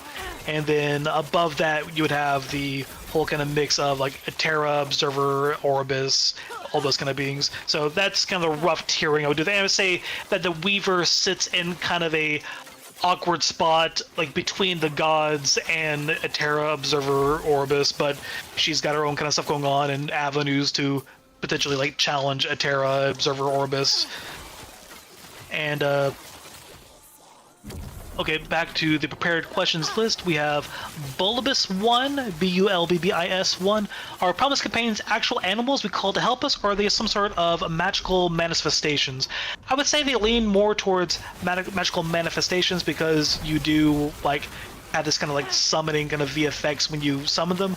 But despite them being, having this kind of magical aspect to them, they are still companions. They are still, creatures that have their own kind of like heart and like connection to the primals, even if they have like a terror and nature magic very like core to their being. Do they have a soul? Do any of us, Mike? Yeah, good question. I don't know.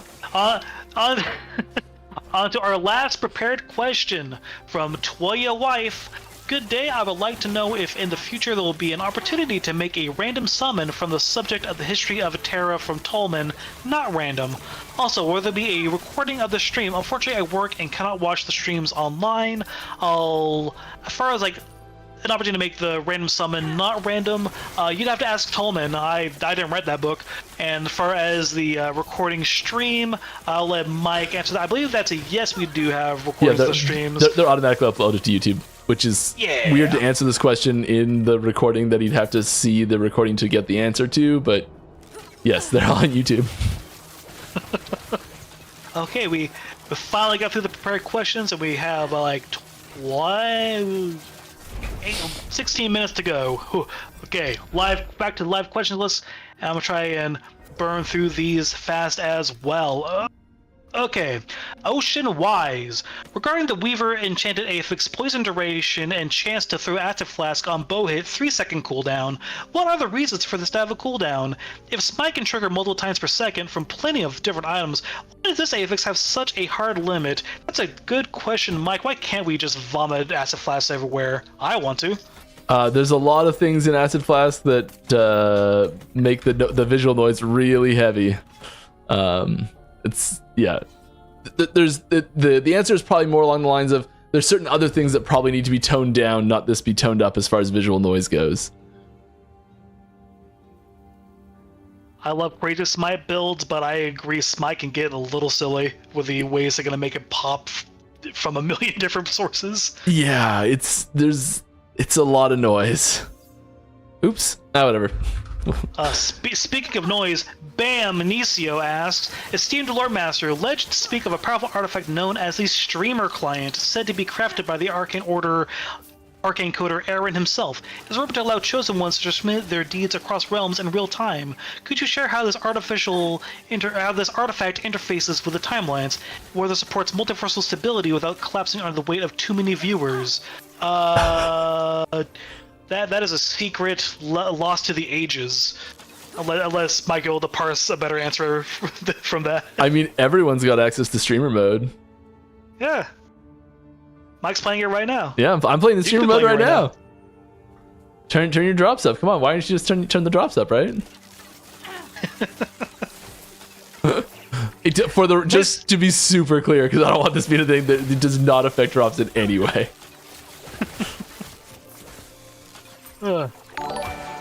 And next is Z Frog Eye. Just a shout out to EG folks who hang out in Global. Love to see it. That is very true. I know I should hang out in Global more than I do. I'm just a very shy individual. I cannot do the weekly stream, Mike. I would have a heart attack. I feed off of it. That's what gets me through the no. But I do want to say a quick thank you to welcome to the raiding party from everyone from Tarek's stream. Hope that's going well. Ooh. I assume you're still prepping some. I haven't checked in since last week, but I assume we're still working on some speedrunning stuff. Ooh, exciting. Hope that's going well. What's also exciting is your pal Patches says, will we see the remaining 6 rings of Altaria? If so, when? There is... It's funny because we've actually started talking about that ring from a lore standpoint, like recently, as far as like some future things we could do with that. I will say that I think there's some cool things we could do with that. We don't have a concrete plan to share, much less a concrete plan to share, but I do want to dig deeper into the Altaria kind of mystery there. And Eagles Forever, you're back! What is before the Ancient Era? Beginning of time itself? So, before the Ancient Era, I will say that the world that Terra takes place, the world of Terra,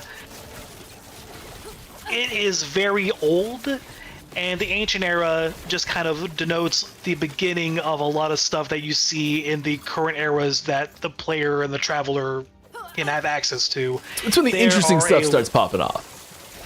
Yeah, there before the Ancient Era, there were other civilizations that just aren't around in the Ancient Era for various reasons. Like there's a lot of history before the Ancient Era. Just the Ancient Era kind of marks this kind of start to the current history of Terra, if that makes sense. So there is a beginning of time, but there is quite a bit of stuff between that and the ancient era that, you know, isn't immediately relevant to the traveler's own story, but is a place where, you know, things have happened and we might be able to see one day. From V_C, is there a chance we'll see the Weaver in the future? There is a big chance. I am very keen on doing a quote unquote sequel patch at some point where we can dive back into the Weaver narrative and kind of, you know, explore Mask more, explore the Weaver more, maybe see the Weaver in person finally. So I would say there is a very good chance because, like, I think I like to think of our season 2 Weaver narrative being very much an introduction to this new faction rather than a very self-contained narrative. It's very much we're setting up the pieces, introducing this new kind of, you know, this new faction in the cosmology of the setting, and that can give us a place to kind of dive into later on. We want to do this kind of what I've been, you know, referring to as a sequel patch at some point. A Weaver sequel patch, I should say. Season 2, Part 2, you could say. We won't call it that because that'd be confusing. Yeah. From Tolnads. Are the loot lizards just a fun mechanic, or is there a lore explanation for them appearing so much? They are like 90% fun mechanic. We wanted our little treasure creature kind of niche. It's 90% a fun mechanic, but there is some fun lore that we've kind of built around there. I'm sure you've noticed, like, they're noted as being owned by different factions, the like salty sirens and etc. So that's kind of a hinting towards these pirate factions that, you know, would live in the like seas that would be like just west of Fedima and just west and a bit south of Fedima. So there's a whole kind of implied kind of like tropical pirate-filled kind of region there that you also kind of get some hints of when you interact with the Merchants Guild and Nama over there. So there is a little bit of lore kind of fleshing out there. That's fun, but 90% we wanted that little treasure creep in the game, and they make a good fit for that. It was a model that we had 3 variants for. Was that an existing model that we turned into? It was, because it's because we made the lizard for Nama first, and they were like, okay, we want our treasure creep, but we don't have the bandwidth to make something completely unique for it for when we want it out. How many times can we recolor this lizard? I think we already had the colors. I think that was the thing, is it was already recolored, it was already animated, it was like, it was just something that we just hadn't used. Were the recolors originally planned for like MTX or something? I don't know, but I'm pretty sure that they were originally there, because I remember in the meeting, Holly was like, I need to go look and see if they're there, and they're like, it's got color variants. It's crazy to think like how much like stuff just comes from like just in a meeting. Let's see what we have to work with for this idea we want to explore. Yeah. We have this and this and this. Okay, let's make it cool. And it's honestly some of my favorite aspects of this whole like industry and career and everything. That kind of collaborative, like, let's make something cool and what can we do to make that happen kind of vibe. Big time. Over to Silence Ox. Not Silent Ox, Silent Ox like the Ox cable. In the Champions Arena area, there's a mural depicting Heorot, Samugari, and another large figure. Who is that figure? It has been a long time since I've seen that mural. I'm trying to picture it. I can go there if you want. Yes, if you don't mind, because I am blanking on what that large figure is, because I have an idea of who it likely is, but I want to see it in front of my face to remind myself, because there's quite a few different murals, multiple of them featuring Hero that I'm pitching right now. I'm trying to remember which one this one is. It's at Champions Gate, right? I believe so. I don't know where we are in here that this mural is, but... I think it's the Champions Arena area. Yes, is it the arena that you go to when you fight one of the champion boss guys? Oh, like I've got to go through here and do it? Oh, no. Well... Behind one of the test dummies. Thank you, Silent Ox. Test dummy. Oh no. Test dummy area. Don't start it. Oh no. Oh no. Fine. It's fine. Fine. I don't need the keys anyways. It's fine. How many keys do I have? Yeah, it's fine. Down here. This key. One. This? Okay. It's behind it's behind the test dummies. Oh, okay. So, I recall this mural. So we have statues of Atera in the game. Those are very, very old. Atera has gone a visual overhaul in her design since those original statues, and this figure, I believe, is referencing that new design of Atera.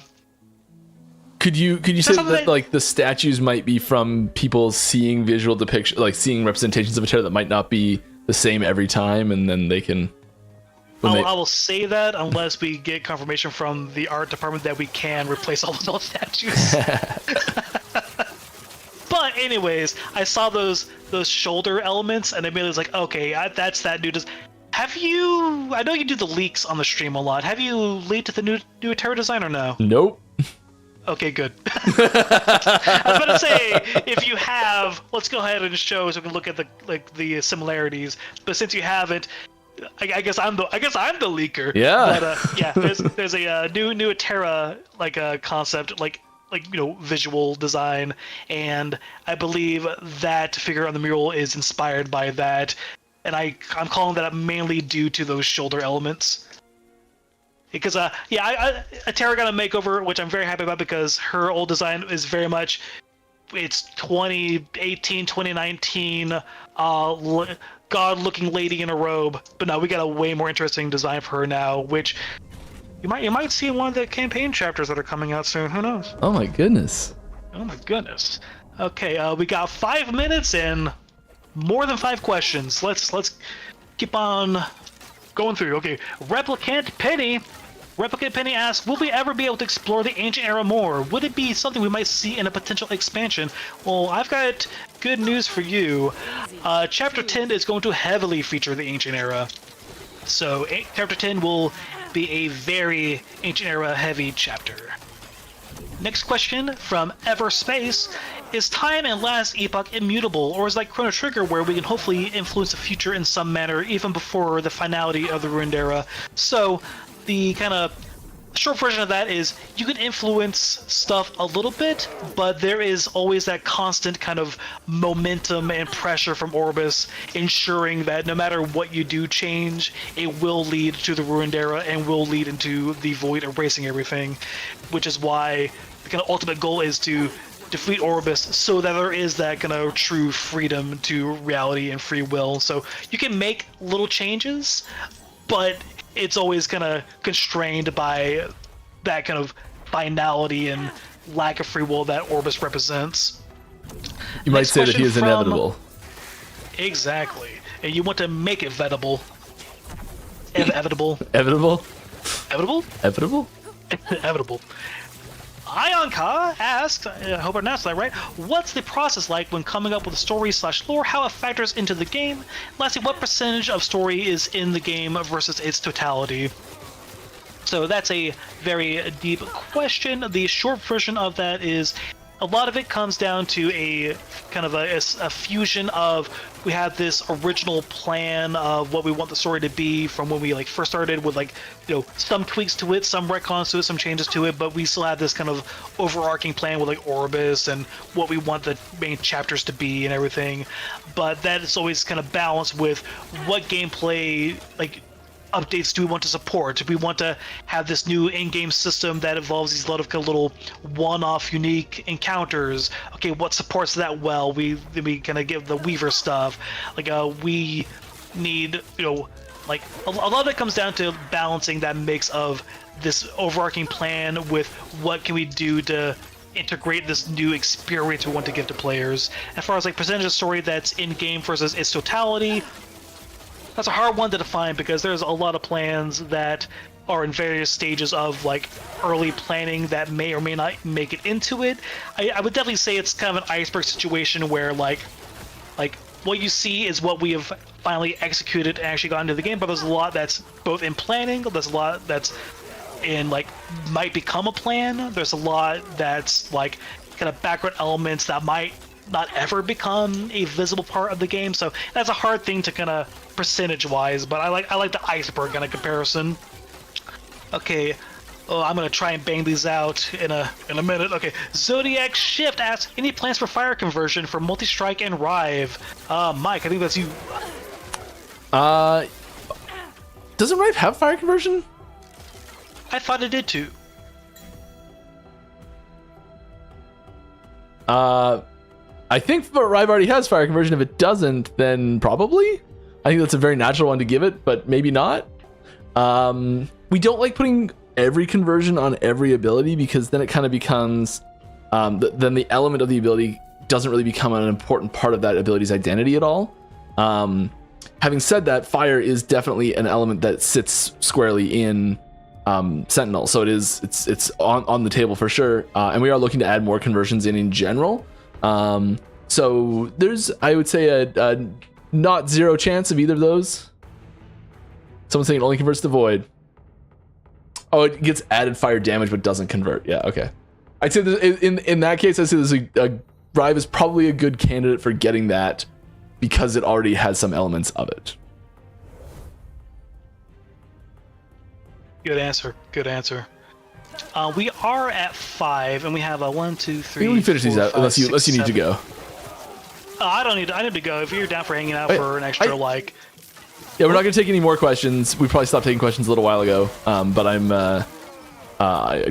You try and finish out the ones we've got. So yeah, we'll finish these. Yeah, okay. I just wanted to confirm it unless like I don't know if you had like a hard stop in now or not. No. Okay, let's go ahead and at least finish out the ones we have. So, V_C asks, do you know about the funny interaction between Incorrect History of Terra and Wraithlord, where the Wraithlord keeps eating the minions spawned by the item? Yeah. News to me. Yeah. It also happens with the mercenary, the crossbow mercenary, and it's not great. Oh, those poor Skullner mercenary! Oh, that must be horrifying for them. I'm gonna get summoned to do this job in exchange for money. Oh God, I'm being eaten. I assume it means Wraithlord, not Riftlord as well, but yeah. Oh, yeah, it does say Wraithlord in the question. I heard Rift wrong. Next question. Omniziat, can we get some love for Firebrand to make it a viable DPS option for Spellblade?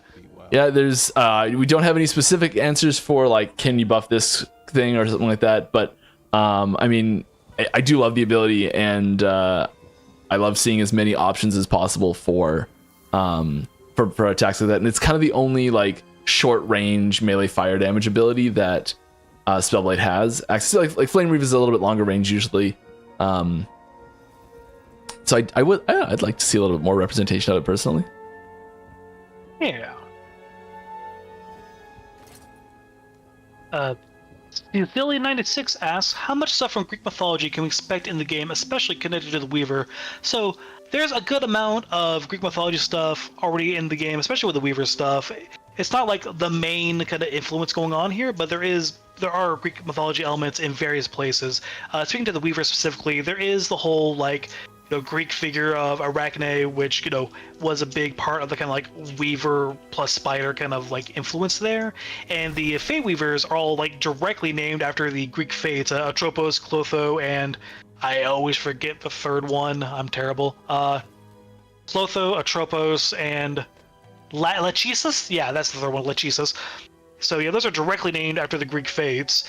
And addition to that, like one of my favorite examples is how when I was trying to come up with a name for Lagon, I went all deep in like, oh, I'm gonna combination of Dagon from old Sumerian mythology with Ladon, the big like sea serpent from Greek mythology, and then at the other end of it, like, oh, it just sounds like Lagoon with a one less O, despite drawing from Ladon from Greek mythology and Dagon. I was like, no, I just reverse engineered Lagoon, great. But yeah, like it happens to be thematically kind of there too. Yeah, it's just like I thought I was so clever. Like, oh, no one talks about Ladon from mythology. I'm gonna reference that. It's gonna be so cool. Oh, that's Lagoon now. Great. But yeah, like there's all kinds of stuff like that. Those are like the most obvious ones that come to my mind immediately. But like I love pulling from mythology in all kinds of places for like just references for either like concepts or names or just even kind of like thematic things. So yeah, those are the main examples that come to mind, but if there's some I'm forgetting, they're probably already in there. Yeah. Next question from TJ9710.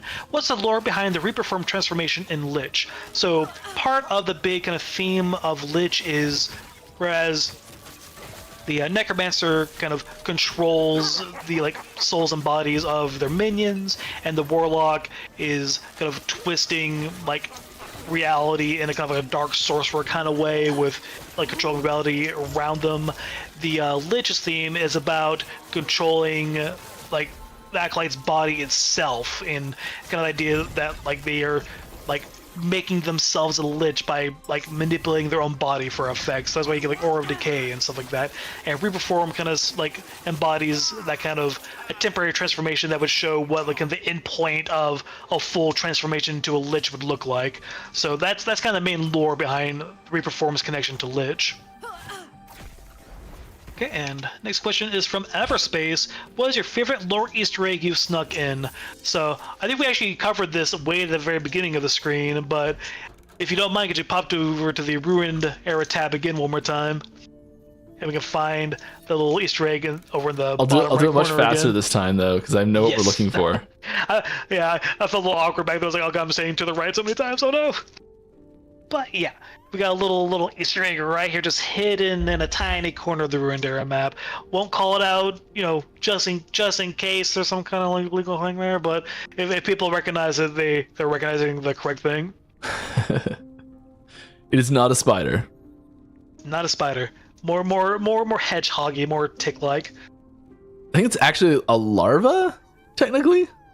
I mean, I think I might be thinking of like the mini bosses you fight on Death's Peak. Okay, now I'm being way more over with the references. Next question from Native Zero.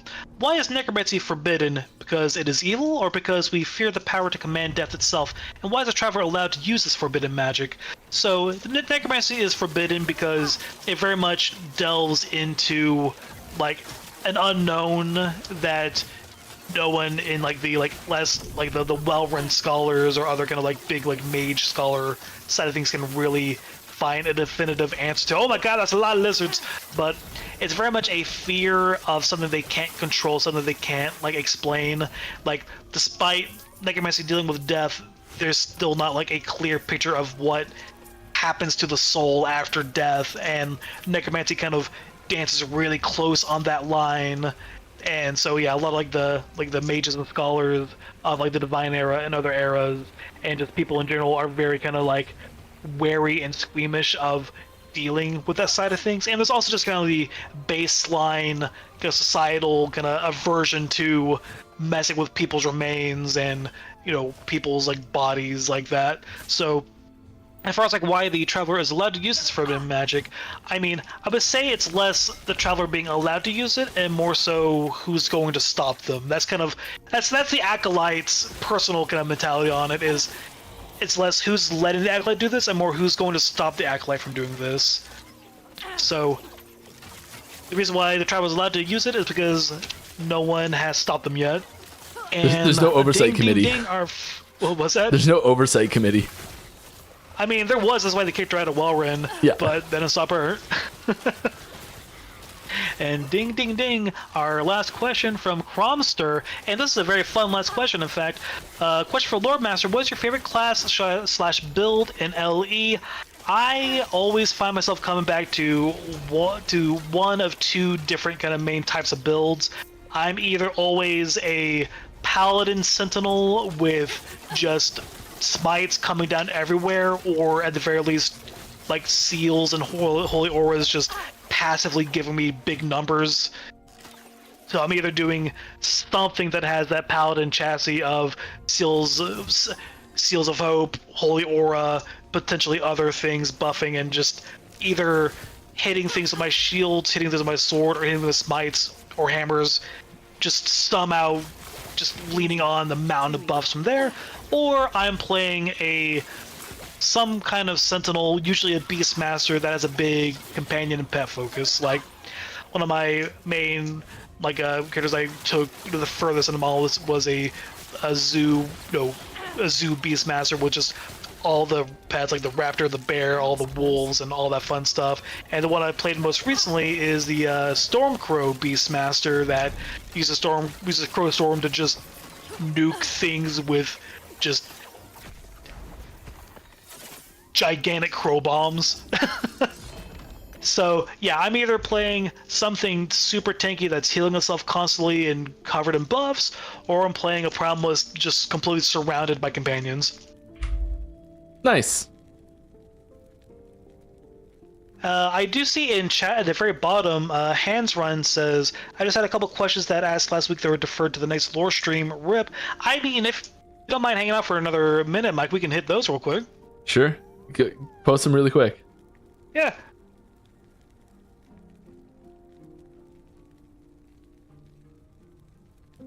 I found a 2LP Pillager's Gold. Oh my god. I already had one. Okay. I'm like, I feel like I may have already had one of these, but like, I feel like it's time to switch to fire, right?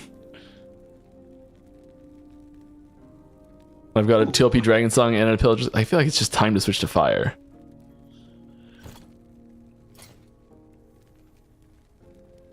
I'm not seeing any posts from Hands Run on those questions. B-Lista when? Oh, yeah, there we go. Does the Chrono Worm flying around the end of time have a name? Officially, it's just the Ancient Chrono Worm, but we were actually talking about it in a thread over in the Slack a few days ago. We're leaning towards Greg or Bob at the moment. I was gonna say but Tim. Officially, it's just the Ancient Chrono Worm. And will we learn more about Orbis and when? You'll learn more about Orbis in some of the upcoming chapter content, and those will be when those come out. Chapter 10 might have some stuff relating to Orbis. Don't want to spoil too much. Dun, dun, dun.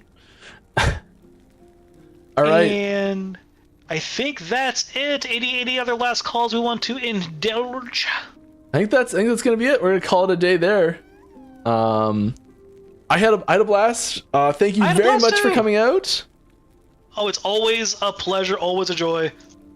We'll do another one of these at some point. I think it's the third one of these, so I feel like it's every once in a while doing one of these. I love them. Yeah. I would say at the very latest, I'd like to do another one of these. Like this one was like a month, 6 weeks after season 2 came out. I'm bad at time, ironically bad at time.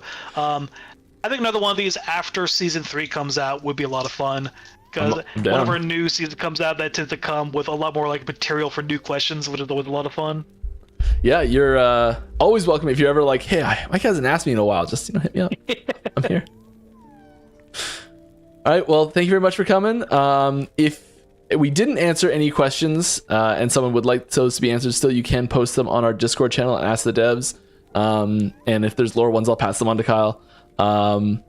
And we will be back. I'll be back same time, same place next week to play some more Last Epoch and answer some more questions. And with that, I think it's time to end. So yeah, any last comments or questions from you? Go. From me, I just have fun streaming as always, and I am excited, glad people are loving season 2. It's always a joy to see people loving, what we make, and I am even more excited to bring season 3 to everyone here whenever we drop that. Yeah. All right. Sounds good. See you next week, everybody. Bye. All right. Catch y'all later.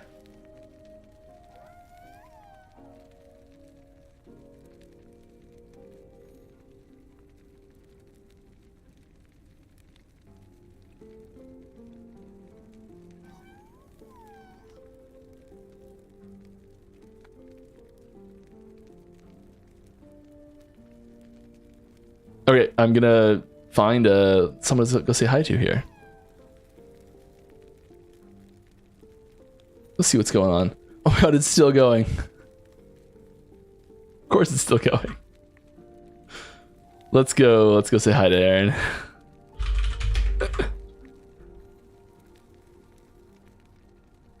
Drink lots of water, everybody. Get lots of rest. It's important. See you next week.